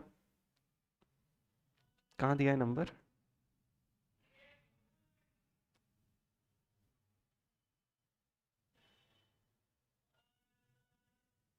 ठीक है, अराउंड 5%, अराउंड 5% यूएस बॉन्ड का यील्ड है। तो बॉन्ड यील्ड से आप समझो, फॉर सिंप्लिसिटी आप समझो कि यार अगर हमें गवर्नमेंट के बॉन्ड में पैसा लगाना है, यूएस गवर्नमेंट के बॉन्ड में पैसा लगाना है एक यूएस इन्वेस्टर को, तो उसको कितना परसेंट रिटर्न मिलेगा? 5% रिटर्न मिलेगा। और ऐसा कहना चाह रहे हैं कि ये जो यील्ड है ना, पिछले 2007 के बाद अभी सबसे हाईएस्ट है। 2007 के बाद जो 5% अराउंड उस टाइम हुआ होगा, उसके बाद सीधे अब जाके 5% हुआ है। अब आप एक बात बताओ, लोगों को उस कंट्री में, उस कंट्री की इकोनॉमी में, उस कंट्री के मार्केट में, स्टॉक मार्केट में, या फिर उस कंट्री के इन जनरल फाइनेंशियल्स मार्केट में रिस्क लग रही होगी। क्योंकि जितनी ज्यादा रिस्क लगेगी लोगों को, उतना ज्यादा रिक्वायर्ड रेट ऑफ रिटर्न कमाने की इच्छा होगी। क्योंकि कम रिस्क में लोगों को कम पैसा चाहिए, लेकिन अगर मैं ज्यादा रिस्क ले रहा हूं तो मुझे ज्यादा पैसा चाहिए। तो अब आप समझे, जब यील्ड 5% हो गया, जो 2007 के बाद अब हुआ है पहली बार, अराउंड 16 इयर्स होने को आ गए, मतलब डू यू रियलाइज कि लोगों को उस मार्केट में रिस्क लग रही होगी। तो जैसे रिस्क बढ़ी मार्केट की, जैसे मार्केट की रिस्क बढ़ी, वैसे ही मार्केट का रिक्वायर्ड रेट ऑफ रिटर्न बढ़ गया। लेकिन ये किससे रिक्वायर्ड रेट ऑफ रिटर्न है? उनसे, उनसे जिसकी रिस्क खुद में बहुत कम है। यार गवर्नमेंट से क्या रिस्क, गवर्नमेंट से कितनी कम रिस्क होती है यार। अगर आप टीसीएस के शेयर में इन्वेस्ट करो तो समझ में आता है कि टीसीएस का शेयर फ्लक्चुएट होगा, टीसीएस कंपनी शायद बंद हो जाएगी, 10 प्रॉब्लम है। Government of India, government of US के बॉन्ड में इन्वेस्ट करोगे तो काहे की रिस्क? उनके पास तो पैसा खत्म भी हो गया ना, तो उनके पास तो नोट छापने की मशीन है, वो तो प्रिंट करके आपको पैसा दे देंगे। कितनी कम रिस्क है, आप फील कर रहे हो? वो कम रिस्क का भी अगर रेट बढ़ जाए तो इन जनरल मार्केट अफ्रेड हो जाता है कि हाँ यार मार्केट में रिस्क है। तो जैसे रिस्क बढ़ी, रिक्वायर्ड रेट ऑफ रिटर्न लोगों का बढ़ गया। राइट? तो रिक्वायर्ड रेट ऑफ रिटर्न किस चीज पे डिपेंड करता है? ये इस चीज पे डिपेंड करता है कि रिस्क कितनी इन्वॉल्व है। मतलब सर उस हिसाब से तो इंडिया का रिक्वायर्ड रेट ऑफ रिटर्न और यूएस का रिक्वायर्ड रेट ऑफ रिटर्न अलग अलग होना चाहिए। जी हाँ, अलग है। ध्यान से सुनो, बहुत अच्छी बात बता रहा हूं, ये भी शायद एसएफएम में स्पेसिफिकली कहीं मेंशन नहीं मिलेगी, क्वेश्चंस में शायद यूज हो जाए। ध्यान से सुनिए सर, इंडिया एक डेवलपिंग कंट्री है, यहाँ का इंफ्रास्ट्रक्चर अलग है, यहाँ के पॉलिटिकल पार्टीज अलग है, यहाँ का सेटअप अलग है, तो यहाँ पे रिस्क ज्यादा है। We are emerging, unlike US which is developed, which has a higher per capita GDP, which has higher everything, right? तो वहां का रिस्क अलग है। इंडिया का रिस्क ज्यादा है रिलेटिव टू यूएस, इसीलिए इंडिया का risk free rate of return ज्यादा है रिलेटिव टू यूएस। जहां पे यूएस के बॉन्ड का यील्ड अराउंड 5% है, अराउंड 5% है, इंडिया के गवर्नमेंट ऑफ इंडिया के बॉन्ड का यील्ड 7% के भी ऊपर है। तो क्यों इंडिया का यील्ड ऊपर है? क्योंकि इंडिया में रिस्क ज्यादा है। क्या मैं आपको प्रैक्टिकली रिलेट कर पाया? The more risk you take, the more return you are required to earn. People in the class, comfort discomfort on whatever you are learning. आप सिर्फ सीखो मत, आप उस बात को फील करो। फील कर पाए क्या? हाँ या ना में जवाब दे दो। सीखना तो ठीक है यार, ये तो है ही ना यार, पढ़ाई तो सीखेंगे ही सही। फील कर पाए इस बात को, समझ पा रहे हो whatever we are discussing, people in the class?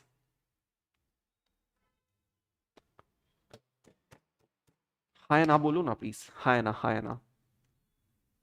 Yes. तो इस बात को समझो, समझो सर। सर मेरा जो रिक्वायर्ड रेट ऑफ रिटर्न होता है ना, required rate of return, that is made up of three things. अच्छा, और उससे ज्यादा जरूरी, उससे ज्यादा जरूरी, आप लोगों ने यस रिस्पॉन्स किया, मैंने देखा, हाँ। उससे ज्यादा जरूरी एक चीज बताओ, क्या आप ये भी डिफरेंशिएट कर पा रहे हो एक्सपेक्टेड और रिक्वायर्ड का डिफरेंस?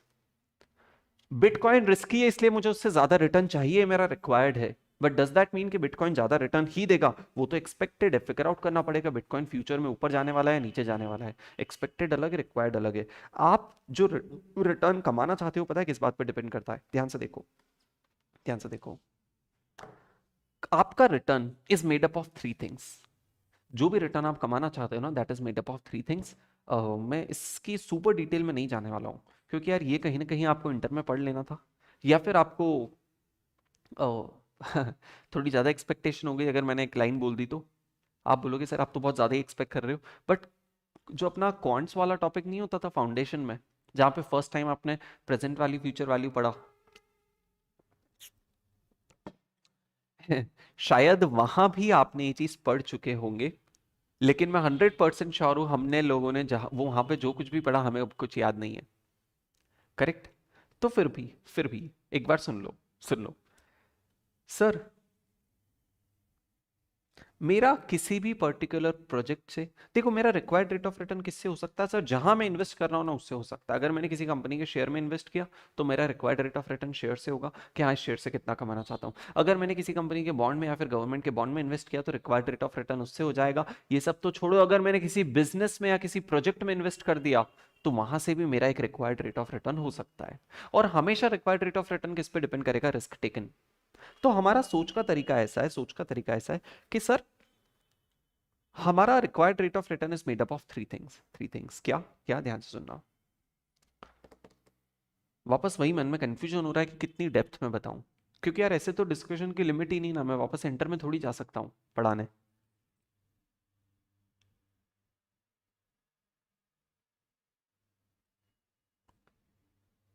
डेप्थ में पढ़ाऊंगा बट लाइटर नोट पे लेके छोड़ना पड़ेगा, है ना? लाइटर नोट पे लेकर छोड़ना पड़ेगा, डेप्थ में पढ़ा रहा हूं। देखो आज आपने 100 रुपए मुझे दिए, आज आपने 100 रुपए मुझे दिए, मतलब आपकी साइड से इन्वेस्टमेंट हो गया। करेक्ट? तो आप उस पर कितना रिटर्न कमाना चाहते हो? आपने सोचा सर 5% कमाना चाहते हैं, नहीं आपने सोचा सर 3% बहुत है, वी आर सेटिस्फाइड। आपने बोला 3% वी आर सेटिस्फाइड, मतलब आपको 1 साल बाद 103 रुपया चाहिए। करेक्ट? 1 साल बाद आपको मुझसे 103 रुपया चाहिए, तो 3% was a required rate of return. लेकिन फिर क्या हुआ, लेकिन फिर क्या हुआ, ये 100 रुपए का आप क्या करना चाह रहे थे? ये 100 रुपए के लिए आप मार्केट जाके एप्पल खरीदने वाले थे। एक एप्पल 100 रुपए का आ रहा था। लेकिन क्या हुआ, अभी किस्मत कैसी थी, किस्मत कैसी थी, अभी इन्फ्लेशन इकोनॉमी में बहुत ज्यादा हो गया, और बिकॉज ऑफ 5% इन्फ्लेशन वो सेम एप्पल जो 100 रुपए का आ रहा था, अब वही एप्पल 105 रुपए का आ रहा है। वही एप्पल 105 रुपए का आ रहा है। Forget finance, forget all such technical bullshit, common sense लगा के बताओ, आपको इन्वेस्टमेंट करके फायदा हुआ या नुकसान? आपको इन्वेस्टमेंट करके फायदा हुआ या नुकसान? कॉमन सेंस से बताओ। People in the class, people in the class, मुझे बेसिक लेक्चर्स इतने पसंद है ना, क्योंकि मुझे पता है कि बेसिक्स होने के बाद भी वही आपके थॉट्स को इवॉल्व करते हैं। लॉस, क्योंकि आपको खुद को समझ में आ रहा है कि यार अगर 0 पॉइंट पे मैं खड़े होता तो एटलीस्ट एक एप्पल तो खा पाता, एटलीस्ट एक एप्पल तो खा पाता 0 पॉइंट पे खड़े होके। लेकिन अब मैं 1 साल के बाद जब खड़ा हूं, when I am standing at the end of first year, sir first year के एंड में क्यों खड़े हो गए? क्योंकि मैंने इन्वेस्ट कर दिया था ना, तो पैसा बचा ही नहीं 0 पॉइंट पे। अब 1 साल बाद जब वो पैसा मिला तो मैं एक एप्पल भी नहीं खरीद पा रहा हूं, लॉस की फीलिंग आई। मतलब इन्वेस्टमेंट करके लॉस हो गया उल्टा, 3% रिटर्न कमाया, उसके बाद भी आप बोल रहे हो लॉस हो गया। जी हाँ, जी हाँ, जी हाँ, ध्यान से सुनो। आपने बोला कि 1 साल तक मैं पैसा यूज नहीं कर पाया। जैसे यार मैं किसी को अपनी गाड़ी रेंट पे दूंगा तो उससे पैसा वसूलेंगे कि नहीं, रेंट। जैसे मैं किसी से अपना रूम रेंट पे लिया, आपने कोई बिल्डिंग रेंट पे ली, तो सामने वाला जब आपको बिल्डिंग रेंट पे देता है तो उस पे कमाने के लिए रेंट लेता है। तो अगर आपने मुझे अपना पैसा रेंट पे दिया है तो आप कमाने के लिए रिटर्न में कुछ लोगे कि हाँ 3% कमाया। लेकिन डू यू रियलाइज, आप बोलोगे कि भाई साहब रुको, वो 100 रुपए की वैल्यू बिकॉज ऑफ इन्फ्लेशन आज मार्केट में 105 है। मतलब 100 रुपए के, आपने मुझे 100 रुपया देगा, जब मैं आपको 105 रुपया वापस दूं ना, तो भी आपने कुछ नहीं कमाया। मतलब डू यू अग्री, 5 रुपया 5% तो आपको सिर्फ इन्फ्लेशन के कॉम्पनसेट करने के लिए चाहिए, रिटर्न तो अभी तक आपने कमाया भी नहीं है। अगर आपको टोटल कमाना है, अगर आपको टोटल कमाना है तो कितना कमाना है? आप बोलोगे 3%, 3 रुपया तो कमाई का चाहिए, 5 रुपया इन्फ्लेशन को कॉम्पनसेट करने का चाहिए, टोटल मेरी रिक्वायरमेंट 8% है। People, could you all understand इस एग्जाम्पल के थ्रू कि your required rate of return, even if you invest in risk free security, अगर मैंने रिस्क फ्री सिक्योरिटी में भी इन्वेस्ट किया ना गवर्नमेंट के पास, तो गवर्नमेंट को बोलूंगा गवर्नमेंट 3 रुपया दोगे तो कुछ नहीं मिलेगा, मेरा लॉस हो जाएगा, एप्पल भी नहीं खरीद पाऊंगा। तो पहले तो जितना इन्फ्लेशन है ना एक्सपेक्टेड, समझो आपको लग रहा है 5% एक्सपेक्टेड इन्फ्लेशन है, तो आप बोलोगे 5% तो मुझे वो कमाना है इन्फ्लेशन का, क्योंकि वो मेरी कमाई नहीं, वो तो सिर्फ मेरे पैसे की वैल्यू मेंटेन करके रखेगा। 100 रुपए की वैल्यू 105, मतलब एक एप्पल की ही वैल्यू है अभी भी, पहले भी एक एप्पल आ रहा था, एक भी एप्पल आ रहा है, तो 105 आप दोगे जब मैं पार पे आऊंगा। और अब उसके ऊपर मेरी कमाई स्टार्ट होगी 3%, which is actually my earning, hence my total return from you government is 8%। क्या मैं आपको एक कॉन्सेप्ट कन्वे कर पाया, हाँ या ना? People in the class, people in the class, हाँ या ना?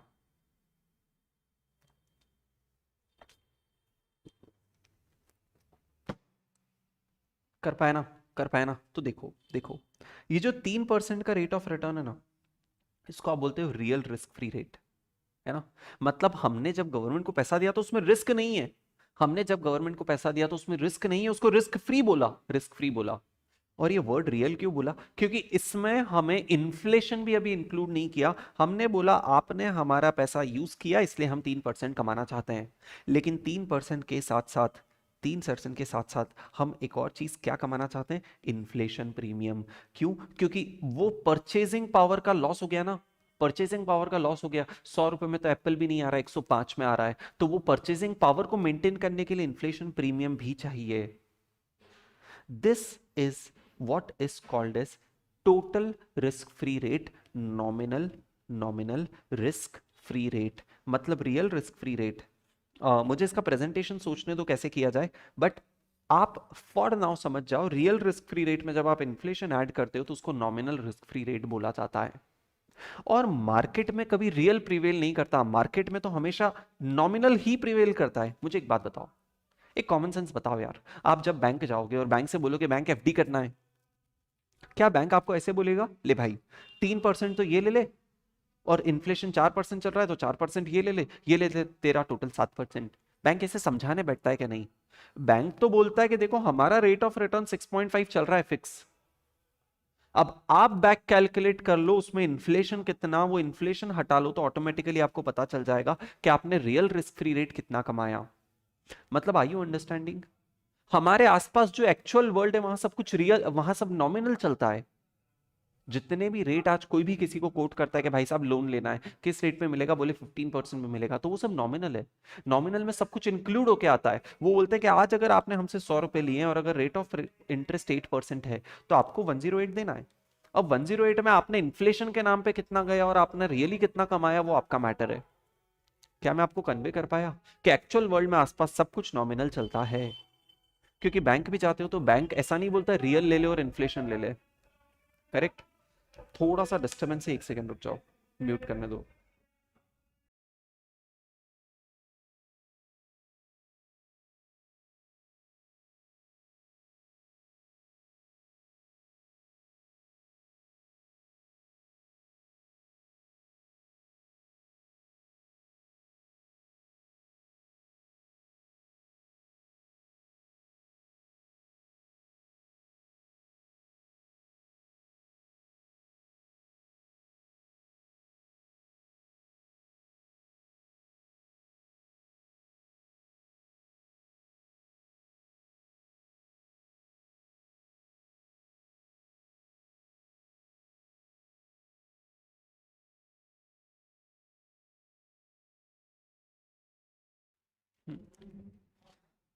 ऑल राइट, तो जवाब दो ना यार। जसवंत, अभिनव, कुहू, Shiva, everyone else who's listening the lecture. Tushar, wow, just saw your name. Tushar, are you still here watching me? Tushar, are you still here watching me?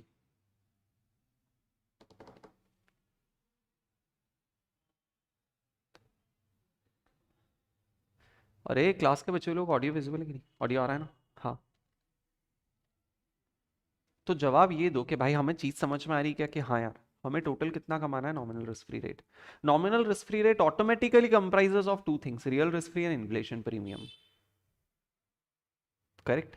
अब इसके बियॉन्ड, अब आपने जब मुझे 100 रुपए दिए, आपने जब मुझे 100 रुपए दिए, तो आपको 100 रुपए देते टाइम मन में डर लग रहा है क्या कि सर भाग ना जाए पैसा लेकर?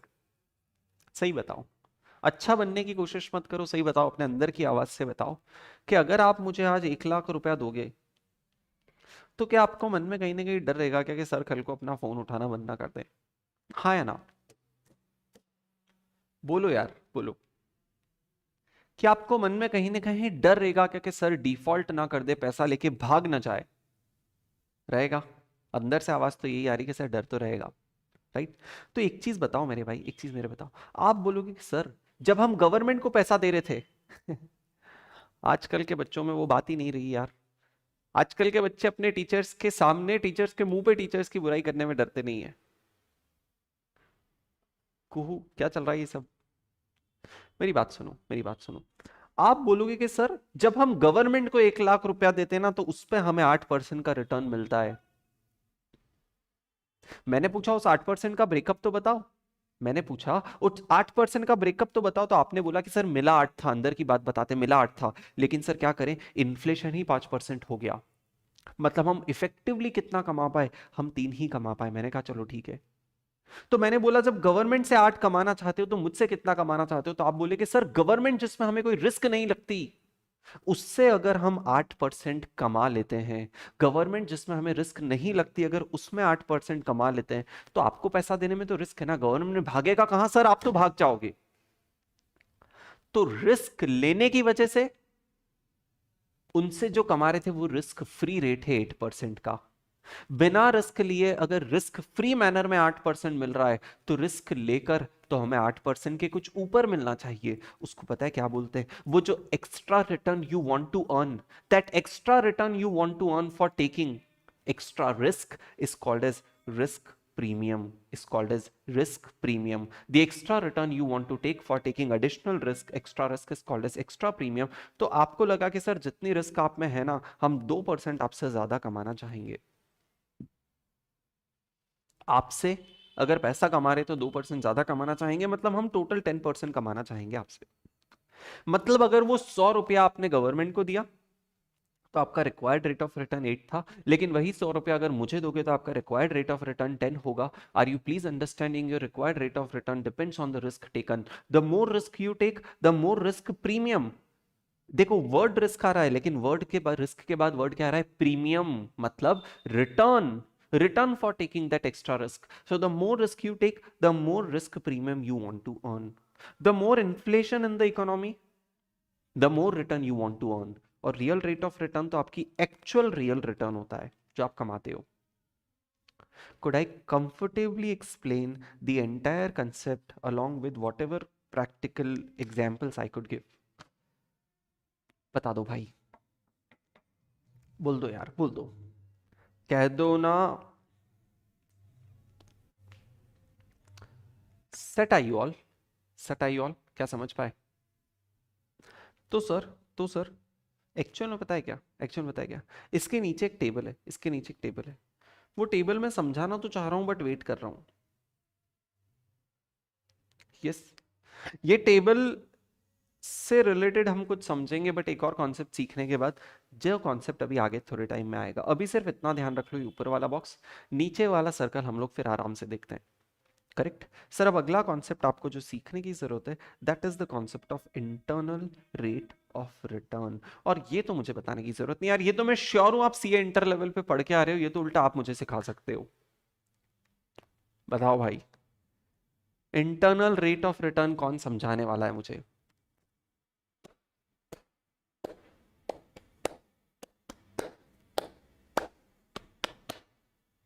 इंटरनल रेट ऑफ रिटर्न कौन समझाने वाला है मुझे?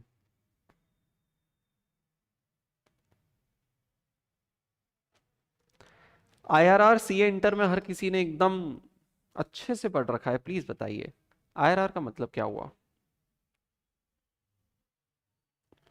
Rate at which NPV is zero, क्या बात है सर, इतना घोट घोट के पिला दी ना हमें line.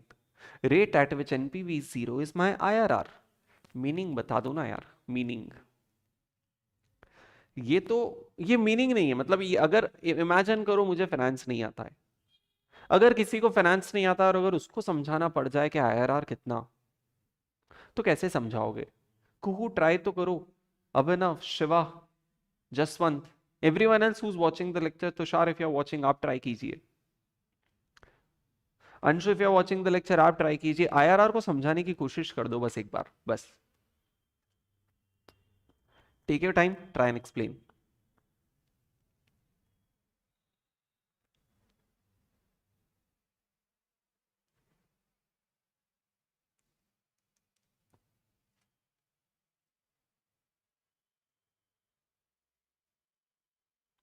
Rate at which present value of future cash flows is equals to the cash outflow today.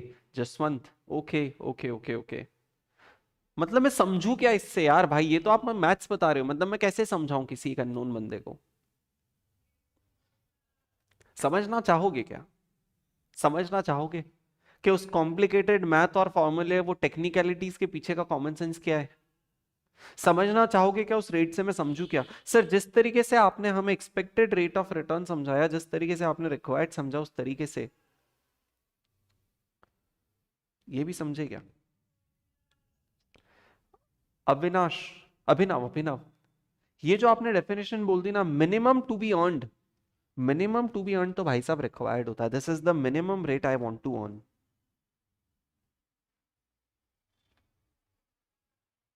This is the minimum I want to earn, and that depends on the risk I take.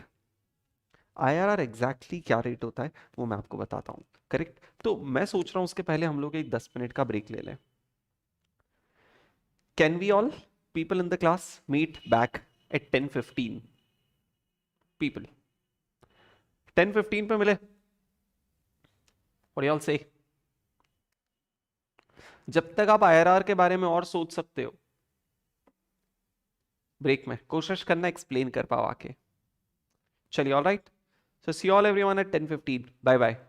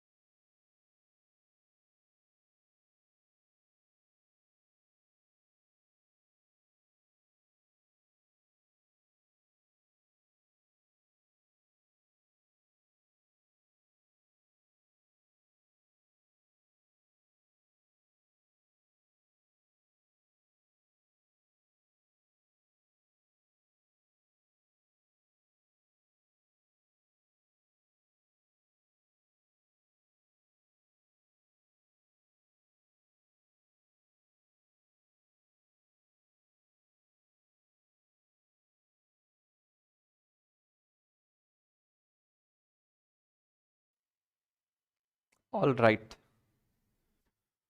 So people have to all come back. एक बार quick update कर दो, break के बाद सब लोग वापस आ गए हो क्या?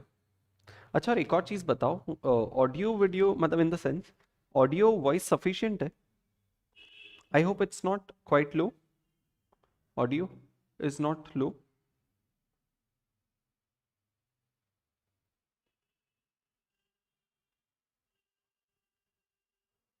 One second, I need to hear my own voice in the mobile phone. One second, I need to hear my own voice in the mobile phone. Yep, cool. Rest of you guys, have you come back? People, please.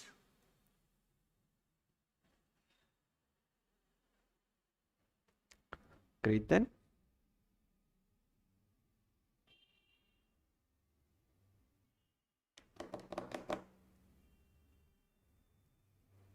All right.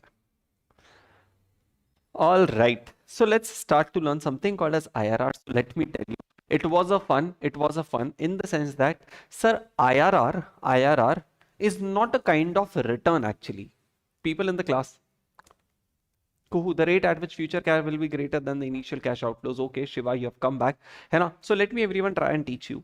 जैसे expected rate of return होता है कि यार हमें क्या लगता है हम कितना कमा पाएंगे, हमें क्या लगता है हम कितना कमा पाएंगे based on our estimates, required था, हमें कितना कम से कम कमाने की जरूरत है वो रिक्वायर्ड था। वैसे बात बताऊं, इंटरनल रेट ऑफ रिटर्न कोई रिटर्न है ही नहीं। मतलब इंटरनल रेट ऑफ रिटर्न खुद में कोई रिटर्न नहीं है, it is rather people in the class is rather a technique. Technique की स्पेलिंग क्या होती है? TECHNIQUE। I hope the spelling is correct, और अगर कहीं आपको मेरी स्पेलिंग मिस्टेक दिखती है तो प्लीज मेरी हंसी ना उड़ाए, I am very weak in that, अभी से बता देता हूँ, ठीक है? तो sir internal rate of return कोई रिटर्न का टाइप नहीं, वो तो एक टाइप की टेक्निक है जो रिटर्न कैलकुलेट करने में मदद करती है।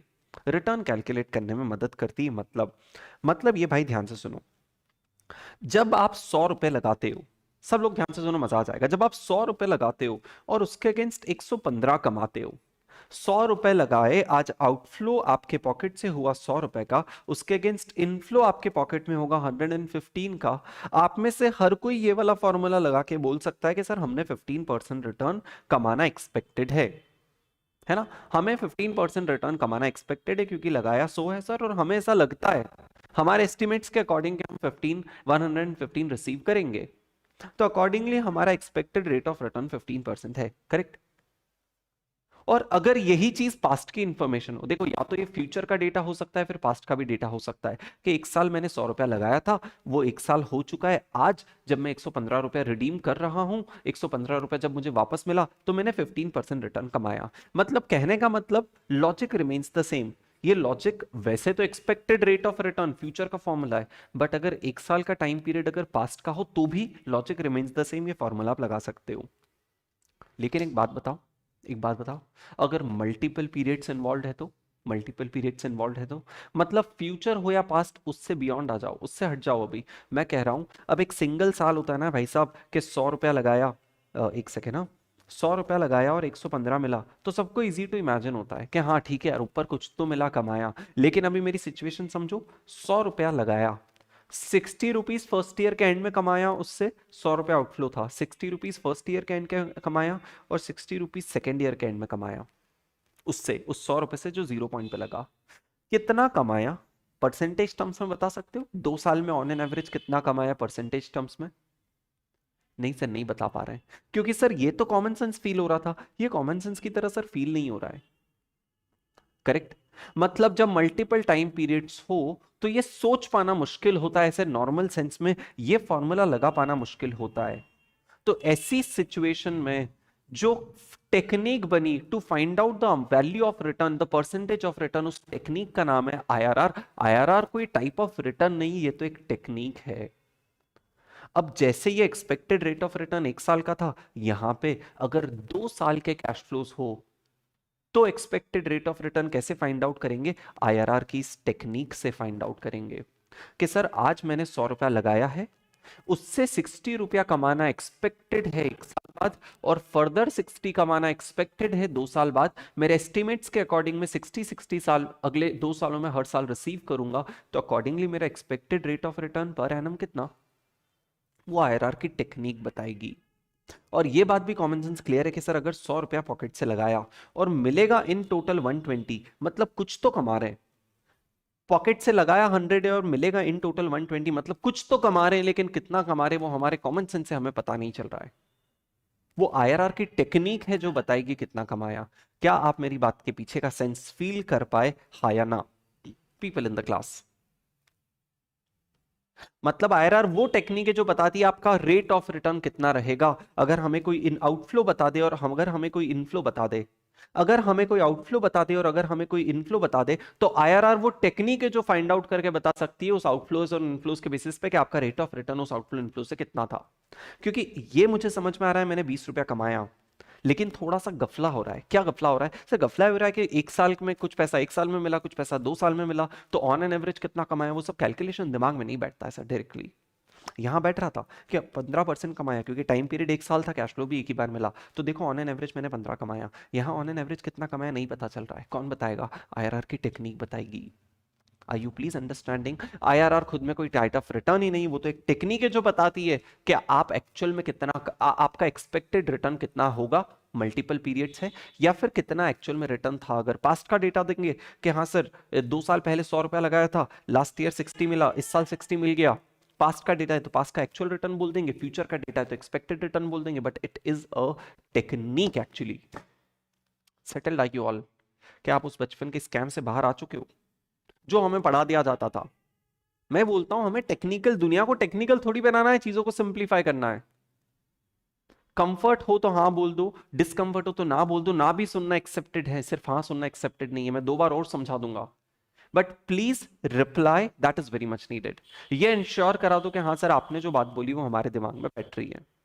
पीपल प्लीज बोलो।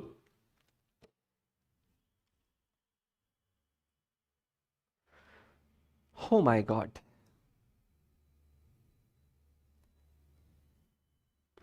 अब सर आईआरआर के पीछे का, आईआरआर के कैलकुलेशन के पीछे का लॉजिक क्या है? आईआरआर के कैलकुलेशन के पीछे का लॉजिक क्या है?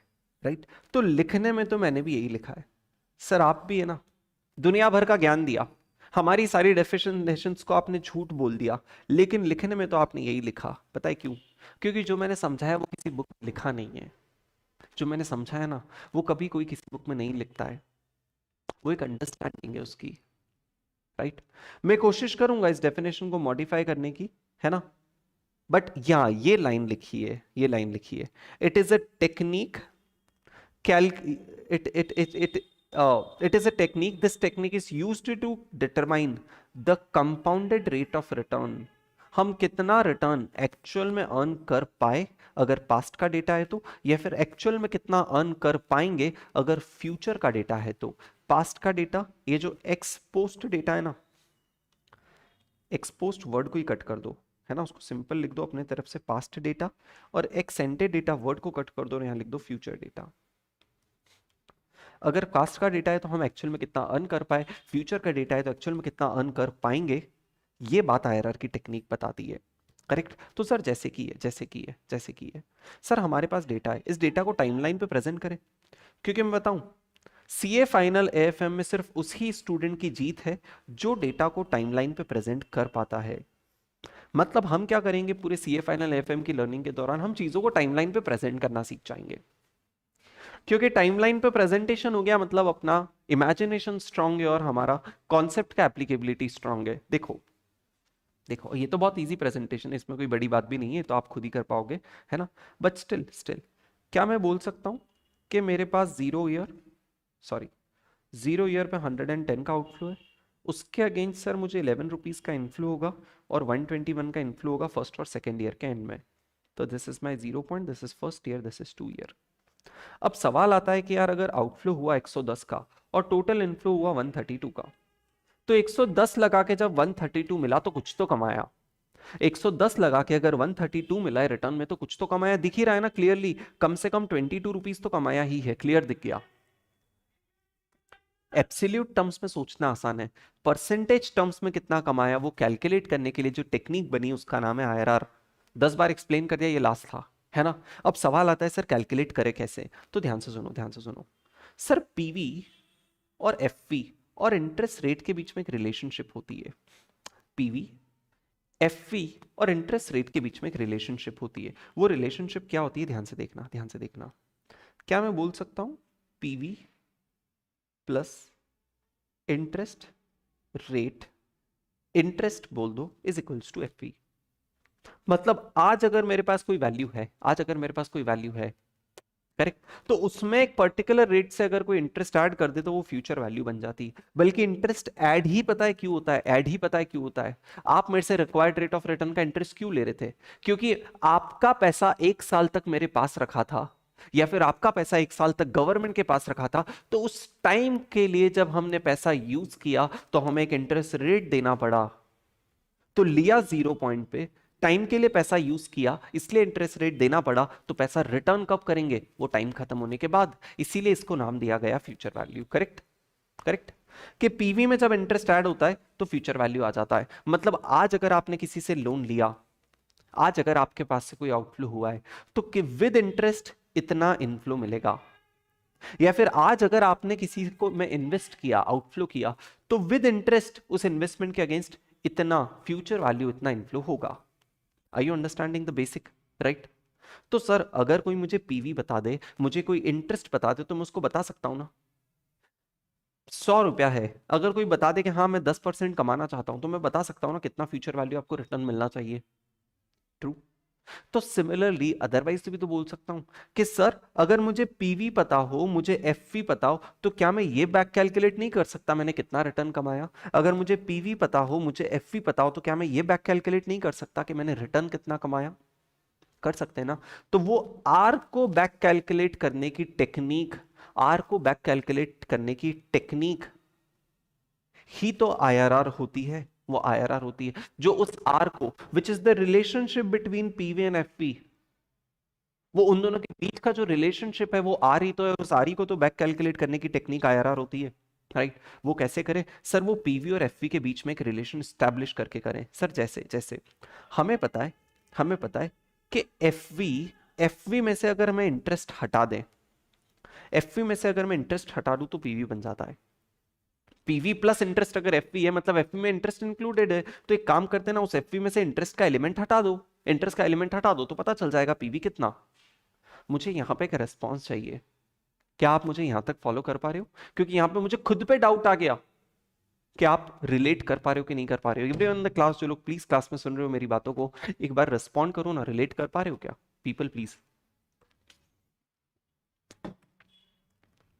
क्योंकि क्या होता है ना, ये चीजें आपने बचपन में पढ़ी है, इंटर में भी पढ़ी है, बट किस तरीके से आपको समझाई गई है मुझे वो नहीं पता है। तो जो लोग सुन रहे हो, ultra quick response once is needed. How comfortable are you with whatever I'm speaking? I'm yet to explain the things completely, but how comfortable are you? People in the class, please.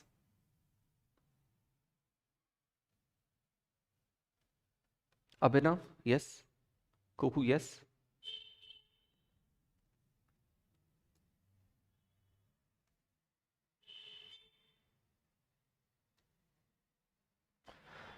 Class के बच्चे वे लोग yes no बोलो।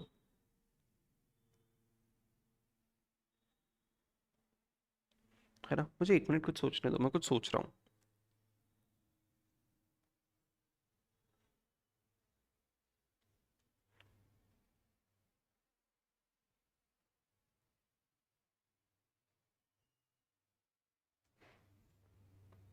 हम्म, तो sir हमें समझ में आता है कि पीवी में इंटरेस्ट ऐड करो तो एफवी आता है, करेक्ट। तो इससे मैं ऐसा भी कंक्लूड कर सकता हूँ क्या, इससे मैं ऐसा भी कंक्लूड कर सकता हूँ कि सर अगर मुझे पीवी कैलकुलेट करना है, तो जो भी मेरी फ्यूचर वैल्यू है, क्योंकि फ्यूचर में तो विद इंटरेस्ट ऐड होके आया होगा सर, कोई भी वैल्यू फ्यूचर में पहुंची इसलिए क्योंकि उसमें इंटरेस्ट इंक्लूडेड था। तो उसमें से इंटरेस्ट अगर मैं अलग हटा दूं, इंटरेस्ट अगर मैं अलग हटा दूं तो मुझे पीवी मिल जाएगा। एफवी में से इंटरेस्ट अलग हटा दूं तो पीवी मिल जाएगा। लेकिन आपको भी पता है सर ये फाइनेंस का वर्ल्ड है, यहाँ कोई इंटरेस्ट रुपीस में नहीं चलता है कि 100 रुपए का पीवी था, 10 रुपए का इंटरेस्ट तो एफवी 110 का। नहीं नहीं नहीं नहीं, हमारे यहाँ तो सर सब कुछ परसेंटेज में चलता है।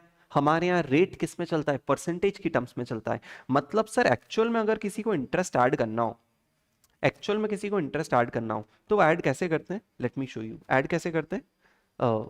या फिर किसी को एक्चुअल में इंटरेस्ट एलिमिनेट करना हो, हम इतना तो पढ़ के आ चुके हैं कि मुझे अगर डायरेक्टली एलिमिनेशन सिखाना है तो कैसे सिखाऊंगा सर, कैसे एलिमिनेट करते हैं एक्चुअल में इट हैपेंस लाइक सर, इसी चीज को फिर से अब मैं नीचे लिख रहा हूं, है ना, अब आप रिलेट कर पाएंगे।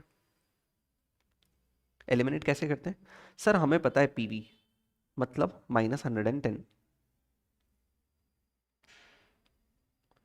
इज इक्वल्स टू ये एफ वी में से इंटरेस्ट एलिमिनेट करना, मतलब एफ वी में से इंटरेस्ट एलिमिनेट करना मतलब कैन आई से एफ वी की डिस्काउंटिंग कर देना, एफ वी की प्रेजेंट वैल्यू कैलकुलेट कर लेना। People in the class please, F V में से इंटरेस्ट एलिमिनेट करना मतलब एफ वी को डिस्काउंट कर देना, एफ वी की प्रेजेंट वैल्यू कैलकुलेट कर देना। पीपल, क्योंकि इंटरेस्ट एलिमिनेट कैसे किया जाता है एसएफएम में, डिस्काउंटिंग से। इंटरेस्ट ऐड कैसे किया जाता है, कंपाउंडिंग से। एलिमिनेट किया जाता है डिस्काउंटिंग से। बेसिक्स क्लियर है आई होप, है ना। ये मतलब फाइनल लेवल पे आके चीजें नहीं सीखेंगे यार, कहीं तो मुझे खुद को कंट्रोल करना ही पड़ेगा कि इसके नीचे मुझे नहीं जाना है। तो अगर आपको ये चीजें क्लियर है तो सर एफवी में से इंटरेस्ट एलिमिनेट करना मतलब एफवी को डिस्काउंट करना। तो चलो एफवी को डिस्काउंट करते हैं ना। दो एफवी से, एक 11 रुपया मिला, एक 121 रुपया मिला, दो एफवीज मिले, करेक्ट। ठीक है सर, किस रेट पे डिस्काउंट करना है, अरे सर वही तो पता लगाना है कि वो कौन सा रेट है, ऐसा कौन सा रेट है जिस रेट से अगर हमने डिस्काउंट किया, वो कौन सा रेट है जिस रेट से 11 को एक साल के लिए डिस्काउंट किया और 121 को 2 साल के लिए डिस्काउंट किया, है ना। एक मिनट रुक जाओ, आर का कलर बदलने दो। हाँ सर, वो कौन सा रेट है जिससे 11 को एक साल के लिए डिस्काउंट किया, 121 को अगर 2 साल के लिए डिस्काउंट किया। तो सर इससे जो है, इससे जो मेरी प्रेजेंट वैल्यू, इससे जो है जो फ्यूचर वैल्यू में से मैंने इंटरेस्ट एलिमिनेट किया है, ये एलिमिनेशन वाला पार्ट, ये मेरी प्रेजेंट वैल्यू ऑफ 110 के बराबर आ जाए।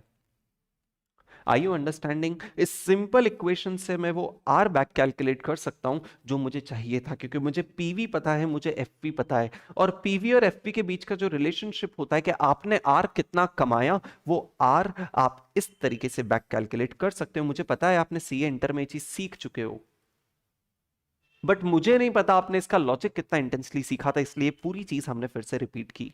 आर कैलकुलेट कैसे करना है वो भी अपना कंसर्न नहीं है। आपको याद है कुछ ट्रायल एंड एरर मेथड जैसा वर्ड आपने बचपन में सीखा होगा people, trial and error method, people in the class.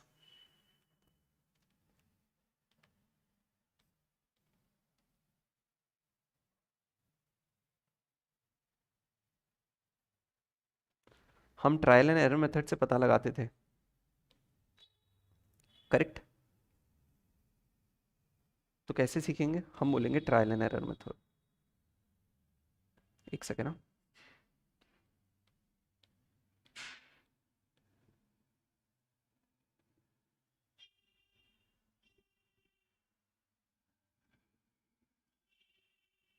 Correct, वो सब बाद में सीखेंगे। बट हमें ये तो समझ में आ गया कि सर कोई तो तरीका होना चाहिए आर को बैक कैलकुलेट करने का। ये जो हम आर बैक कैलकुलेट करते हैं ना, ये जो हम आर बैक कैलकुलेट करते हैं, ठीक है, वो वो that is my internal rate of return. और वो इंटरनल रेट ऑफ रिटर्न की उस टेक्निक से हमें पता चला आर 10% है। मतलब अगर मुझे 110 लगाना पड़े जीरो पॉइंट पे, और उसके अगेंस्ट मुझे 11 फर्स्ट ईयर के एंड पे मिले, 121 सेकेंड ईयर के एंड पे मिले, तो मैंने पर एनम बेसिस पे on an average per annum basis पे कितना कमाया इस इन्वेस्टमेंट से, मैंने कमाया 10%। चलो एक बार 10% की वैल्यू रख के डिस्काउंट करके देखो ना, क्योंकि देखो अभी तो मुझे पता है तो मैंने नंबर्स ही उस हिसाब से पुटअप किए। फिर भी फॉर योर सेटिस्फेक्शन एक बार आर की वैल्यू 10 रखते हैं, आर की वैल्यू 10 रखते हैं और डिस्काउंट करके देखते हैं कि आंसर 110 आता है क्या। कैलसी हाथ में उठाइए प्लीज। क्लास में कोई है क्या जो अभी बिल्कुल आराम से ऐसी मस्त पोजीशन पे लेट के देख रहा हो लेक्चर, राजा की तरफ। तो थोड़ा सा कष्ट दीजिए अपने हाथों को, अपने शरीर को, अपने कैलकुलेटर को, और कैलसी हाथ में लीजिए और आइए मेरे साथ। देखो सॉल्व करने का अप्रोच क्या होना चाहिए, कैलसी भी साथ में सीख जाओ, कैलसी भी साथ में सीख जाओ। पहले हमेशा सॉल्व करेंगे डिनोमिनेटर, है ना। डिनोमिनेटर को डिवाइड इक्वल्स टू कर देंगे ताकि फिर हम उसका न्यूमरेटर में आ जाए। All right everyone, can you see me, hear me, what is the status. Am I audible, visible, people? Because I got disconnected. I got disconnected. Can you hear me? Because I got disconnected. I got disconnected. Can you hear me?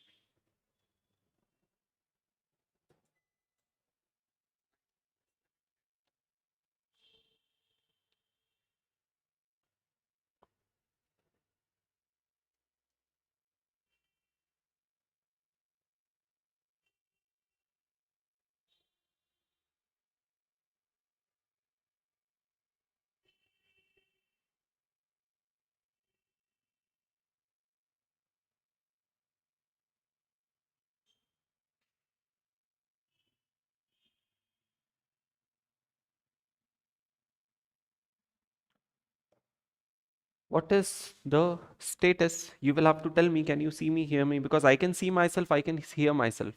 On the mobile phone, when I try, I can do so.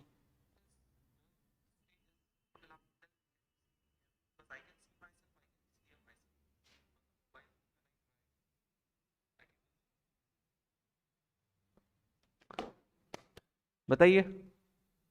Abhinav, are you there? Are you able to listen to me? Kuhu, are you there? Are you able to listen to me? Shiva, everyone else who's live?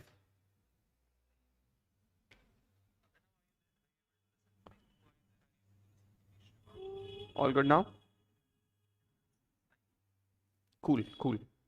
हाँ, so I don't know, for some reason I was disconnected, है ना? Anyways, एक minute दो.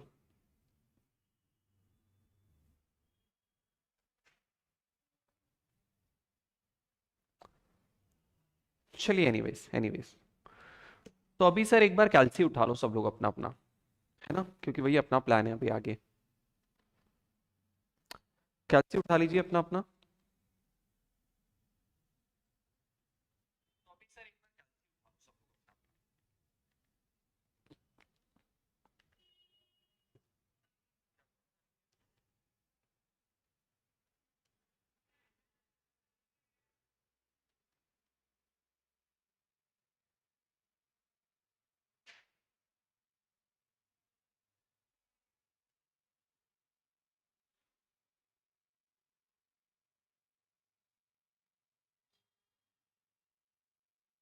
चलिए, can we proceed people? एक बार confirm कर दो ना, final confirmation. Can we proceed?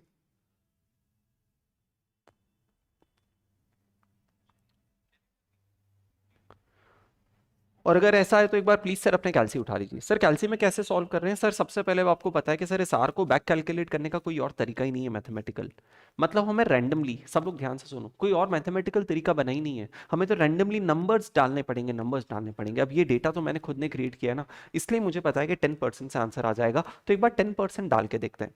तो अब अप्रोच ऐसा रहेगा कि 10% आर की जगह डाल के देखेंगे, इन दोनों को डिस्काउंट करेंगे. अगर इन दोनों को डिस्काउंट करके हमारा आंसर 110 के बराबर आ गया, है ना? अगर हमारा आंसर 110 के बराबर आ गया, मतलब हमारे आर का थॉट सही है. हमने जो आर वाला नंबर 10% लिया है वो सही है. कैलसी उठाइए. 1 प्लस 10% मतलब 1.1. टू दी पावर 1 मतलब कुछ भी नहीं करना है. डिवाइड इक्वल्स टू मतलब ऊपर आ गए. 1.1 डिवाइड इक्वल्स टू किया, ऊपर आ गए. इंटू 11 किया, एम प्लस में डाल दो. इंटू 11 किया, एम प्लस में डाल दो. सेटल्ड.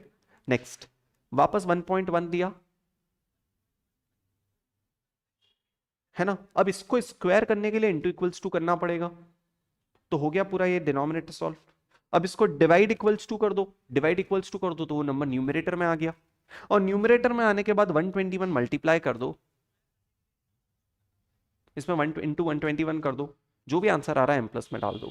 और दो चीजें जब एम प्लस में हो गई तो उसको मेमोरी रिकलेक्ट करके बताइए आपका आंसर 110 आ रहा है क्या. क्योंकि अगर आपका आंसर 110 आ रहा है, जो आना ही चाहिए, मतलब आपका जो आर का 10% वाला थॉट था,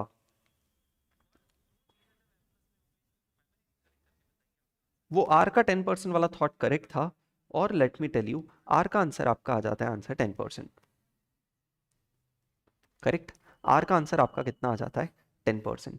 तो सर जी ये जो 10% पीपल इन द क्लास, ये जो 10% रेट ऑफ रिटर्न हमने कैलकुलेट किया है, it is needless to mention per annum. Do you agree? ये जो रेट आप हमेशा पुट करते हो, कभी भी आप किसी भी कैश फ्लो की कंपाउंडिंग या डिस्काउंटिंग करते हो, तो रेट जो आप हमेशा पुट करते हो सोल्यूशन में, वो 1 साल का होता है। सर यही तो कॉमन सेंस है यार, 1 साल का रेट था, 121 में टाइम पीरियड 2 साल का था, इसीलिए तो टू दी पावर 2 करा कि 1 साल और फिर वापस 1 साल, इसीलिए तो टू दी पावर 2 किया। तो रेट बैक कैलकुलेट जो होके आएगा that will be as per the cash flows. अगर कैश फ्लोज एनुअल थे तो रेट भी एनुअल कैलकुलेट होकर आएगा। यहां तक हम सेटल्ड है। क्या मैं आपको मल्टीपल चीजें समझा पाया? एक बार आपके लिए कंक्लूड कर रहा हूं, ध्यान से सुनना। पहला, आईआरआर एक टेक्निक है जो कोई भी कैश फ्लोज की मदद से रेट ऑफ रिटर्न कैलकुलेट करने में मदद करता है। कि अगर हमें कोई इनफ्लोज और आउटफ्लोज बता दे तो हमारा कितना रेट ऑफ रिटर्न हम अर्न कर पाएंगे अगर फ्यूचर का डेटा है, या फिर अर्न कर पाए पास्ट का डेटा है, तो वो आईआरआर टेक्निक से हम rate of return find out कर सकते हैं, जिसको कैलकुलेट करने का तरीका एक ट्रायल एंड एरर मेथड है, जिसका लॉजिक बहुत सिंपल है कि भाई हमें पीवी पता है, हमें एफवी पता है, तो वो रिटर्न बैक कैलकुलेट करो। तो हम बोलते हैं कि रैंडम रेट ट्राई करते हैं, उस रैंडम रेट की मदद से अगर एफवी को डिस्काउंट किया और पीवी ऐसा आंसर आ गया, मतलब उस रैंडम रेट की मदद से 11 और 121 को डिस्काउंट किया और डिस्काउंट करके 110 अगर मेरा पीवी आ गया, मतलब वो रेट जो मैंने बैक कैलकुलेट करने के लिए यूज किया वो सही है, ट्रायल सही बैठ गया और 10% is the answer. This was my conclusion. एक बार सिर्फ कंक्लूजन पे हाँ या ना बोल दो, कंक्लूजन पे हाँ या ना बोल दो, then I proceed, then I proceed.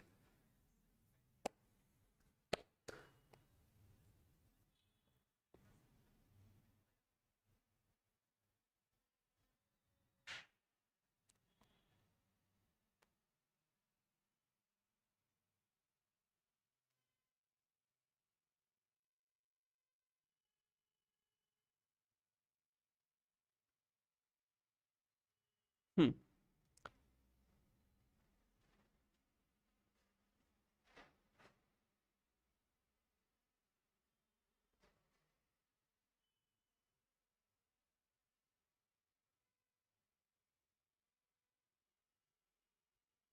बोलो भाई, आपने बोल दिया क्या कंक्लूजन पे हाँ या ना?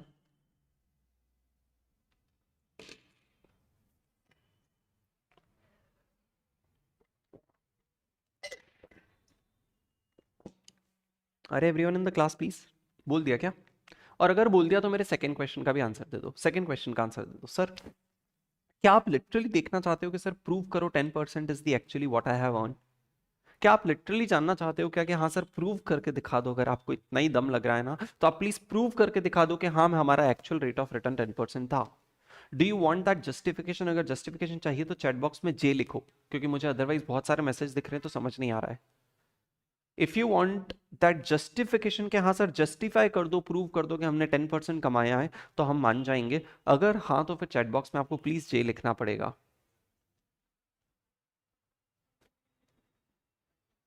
पीपल अल्ट्रा क्विक, एक बार रिस्पॉन्स कर दो, response is needed so that we proceed now.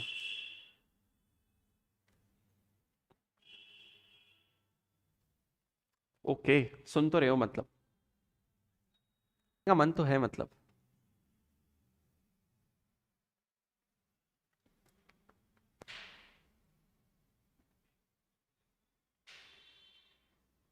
All right all right all right, cool cool. तो समझिए, समझिए सर, सर फर्स्ट ईयर की बात करते हैं, है ना, ध्यान से देखना। फर्स्ट ईयर की बात करते हैं। सर फर्स्ट ईयर आपने कितना पैसा लगाया? सर हमने लगाया 110 रुपया। 110 रुपए का आउटफ्लो है। उस 110 रुपए के आउटफ्लो पे आपको कितना रिटर्न कमाने का मन था, है ना? कितना रिटर्न आपको मिलना चाहिए? तो अभी 10 वाले की टेस्टिंग कर रहे हैं कि चलो 10% से कमा के देखते हैं, 10% से कमा के देखते हैं कि हमें हमारा एक्चुअल में 10% मिला कि नहीं। करेक्ट? तो हमने सर 10% कमाने की कोशिश की, तो हमारा अक्रूड रिटर्न कितना हो गया? 11 रुपीज। करेक्ट? 110 रुपए का 10% होता है 11 रुपए।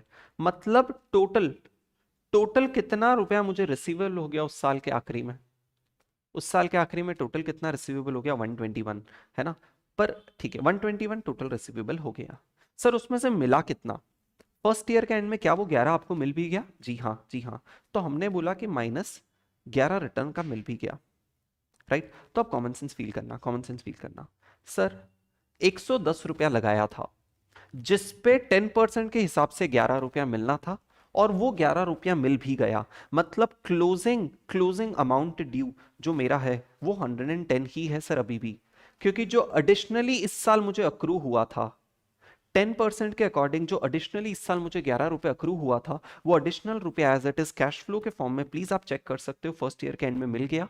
करेक्ट, ये 11 रुपया, और अभी भी मेरा जो amount due, amount invested in that business है वो 110 है। ठीक है, तो हमने कहा जो फर्स्ट ईयर का क्लोजिंग था वही सेकंड ईयर का ओपनिंग बना, कि सेकंड ईयर के ओपनिंग में 110 रुपया इन्वेस्टेड है।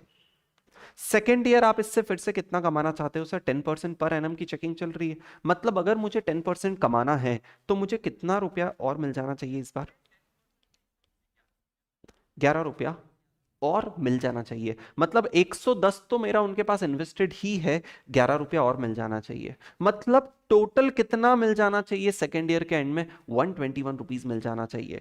क्या सर एक बार प्लीज कंफर्म करके बताओ कि एक्चुअल में 121 मिल जाना चाहिए, लेकिन एक्चुअल में मिला कितना? ऊपर कंफर्म करके बताओ एक्चुअल में मिला कितना? सर 121 मिल गया, मतलब जितना आप कमाना चाहते थे, जितना आप 121 कमाना चाहते थे 10% के रेट से, अगर वो पूरा आपको मिल गया और अब मेरा ड्यू अगर सिर्फ 0 बचा है, तो can I conclude with this table कि हाँ मुझे 10% रिटर्न मेरा मिल गया?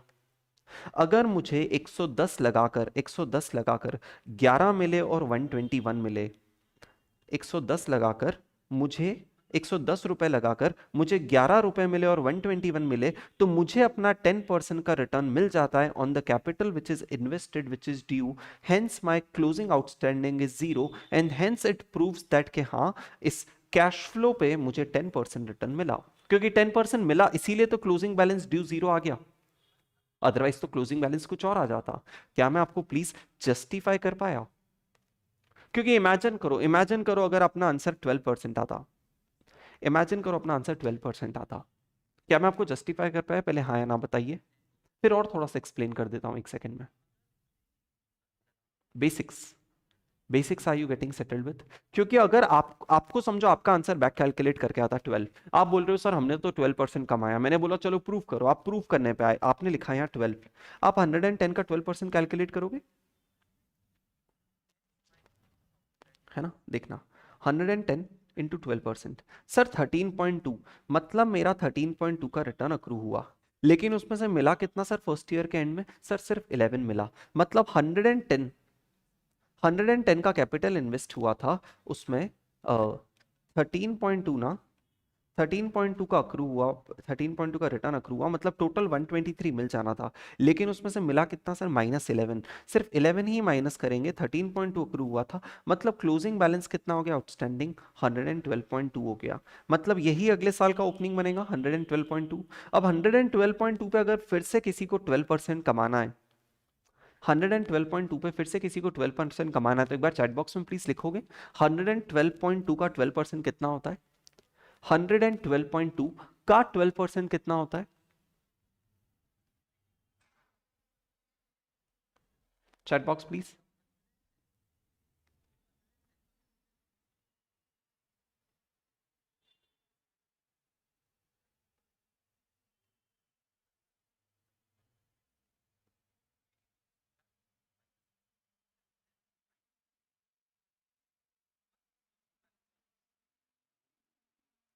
सो 112.2 का 12% होता है 13.46, और यही रुपया जब मैं 112.2 में ऐड करता हूं, करेक्ट, तो आंसर आ जाता है 125.6, मतलब इन दोनों का टोटल होता है 125.6 रुपया मुझे मिलना चाहिए, क्योंकि 12% के हिसाब से इतना अक्रू होता है, लेकिन मुझे मिला कितना सर? सिर्फ 121 मिला, मतलब 4.6 रुपया अभी भी आउटस्टैंडिंग रह गया। हाँ, मतलब 121 और 11 जब मिलता है तो मुझे 12% तो नहीं मिल पाता, क्योंकि 12% के हिसाब से मुझे 125.6 मिलना था, लेकिन मिला सिर्फ 121, मतलब 4.6 अभी भी नहीं मिला, मतलब मुझे मेरा पूरा 12% नहीं मिला। आर यू अंडरस्टैंडिंग वो 10% आंसर क्यों सही है? क्योंकि 10% के हिसाब से जितना मुझे मिल जाना चाहिए था पूरा मुझे 11 और 121 में मिल गया। Could I please justify that IRR of 10% is actually correct? People in the class, are you settled satisfied with the logic of why 10% is the correct answer? क्या मैं आपको जस्टिफाई कर पाया कि आईआरआर की इस मेथड ने जो हमें कैलकुलेट करके आंसर दिया वो एक सही आंसर दिया है? हाँ या ना? प्लीज हाँ या ना? Everything with respect to IRR, could I explain? People in the class, please.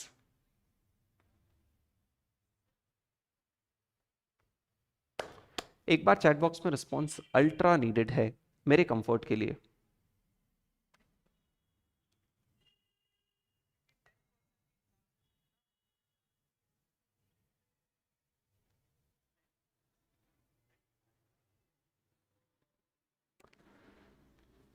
Whosoever is watching the lecture, people, are you settled, satisfied? एक बात पूछूं, IRR वगैरह आप सब पहले सीख चुके हो, आई नो इंटर में. लेकिन ये रिव्यू मेरे लिए नीडेड है कि अगली बैच में इतना डिटेल में जाने का पॉइंट है कि नहीं, इसलिए एक फीडबैक दो आज के लेक्चर को लेकर. आज के लेक्चर को लेकर एक फीडबैक दो. आईआरआर को लेकर जो भी आपने पढ़ा, इसमें आपको कुछ नया सीखने को या समझने को मिला क्या, या फिर ये सब 100% पहले से आता था? पीपल, कुछ नया, या तो एक नई थॉट प्रोसेस, या फिर समझने का नया तरीका, बेटर तरीका, अंडरस्टैंडिंग, कुछ मिला सीखने को? मतलब was it sensible to do all this, is my question to all. क्या हमने टाइम वेस्ट कर दिया क्योंकि ये सब तो पहले से आता था? People in the class please. एक फीडबैक जरूरी है, क्योंकि अगली बैच में अगर आप बोलो कि सर ये तो बहुत ऑब्वियस था, हमें सब कुछ पहले से इतना ही अच्छे से आता था, कुछ नया नहीं मिला, तो नहीं कराएंगे. और आप बोलो कि हाँ सर सीखने को मिला, तो फिर अगली बैच में कंटिन्यू करेंगे.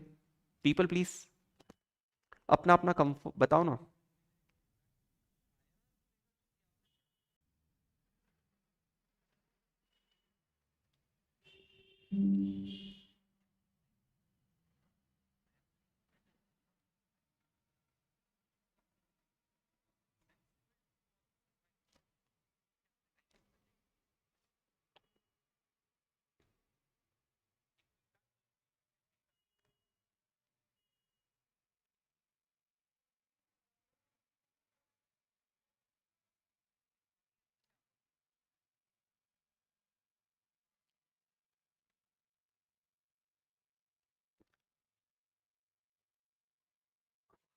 अरे क्लास के बचे हुए लोग एक बार रिस्पॉन्ड तो दो.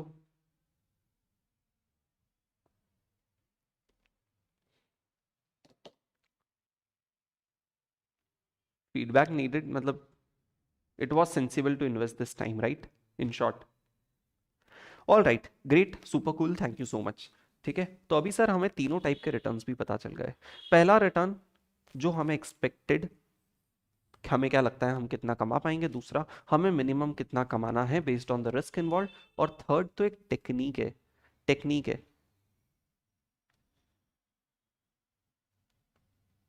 थर्ड वाली तो एक टेक्निक है जो बताती है थर्ड वाली तो एक टेक्निक है जो बताती है कि यार अगर कैश फ्लोज की मदद से पास्ट या फ्यूचर का रिटर्न कैलकुलेट करना है तो हम कैसे कैलकुलेट करेंगे. उसमें ट्रायल एंड एरर मेथड लगानी पड़ती है, राइट? मतलब ये सब कुछ अभी हमें 100% क्लियर है. अब हमें एक नई चीज स्टार्ट करना है, लेकिन मुझे डर लग रहा है क्योंकि हमारे पास आज के लेक्चर में बचे हैं सिर्फ 4 मिनट. ठीक है, और मुझे आप लोग आज का लेक्चर खत्म करने के पहले एक और फीडबैक दे दो.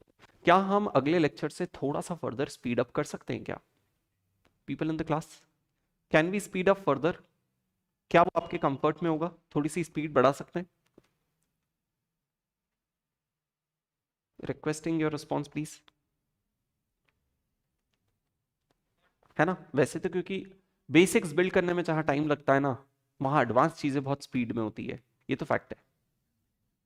60 आवर्स की जो पावर बैच होती है ना, वहां भी बेसिक लेक्चर में इतना समझ समझ के लेते हैं ताकि एंड में चीजें एकदम स्पीड अप हो जाए,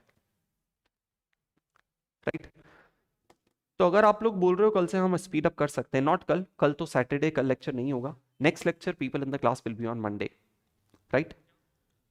आपको मुझे 2 दिन देने रहेंगे around for me to be able to share with you. मतलब मैं आपको टेलीग्राम पे अपडेट देता हूँ या फिर आपको ईमेल के थ्रू अपडेट आएगा कि आपको ये सॉफ्ट कॉपीज कैसे शेयर होगी. Alright, Kuhu, Abhinav, Shiva, everyone else, people, are you settled? हम उस कुछ डाउट्स है तो पूछ सकते हो, अपने पास कुछ टाइम अवेलेबल है, राइट? हम लोग नया टॉपिक आज स्टार्ट नहीं कर सकते. इन द मीन टाइम अगर आपके पास कुछ डाउट, क्वेरीज, कंसर्न है तो 100% पूछ सकते हो.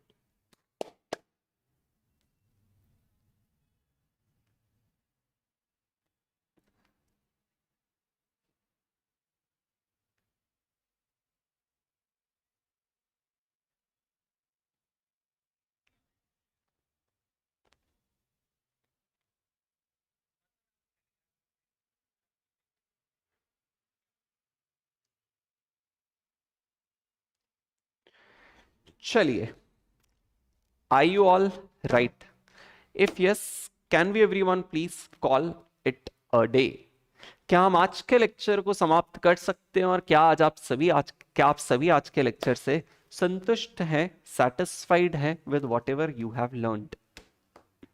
और जैसा कि मैंने बताया, अगले लेक्चर में हमें थोड़ा सा स्पीड अप करना ही पड़ेगा, करेक्ट?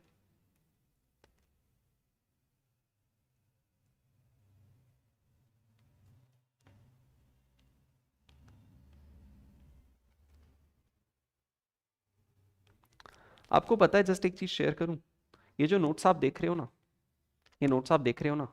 ये नोट्स बनाने में आपको पता है this is the 4th year ये नोट्स आज भी रिवाइज हो रहे हैं।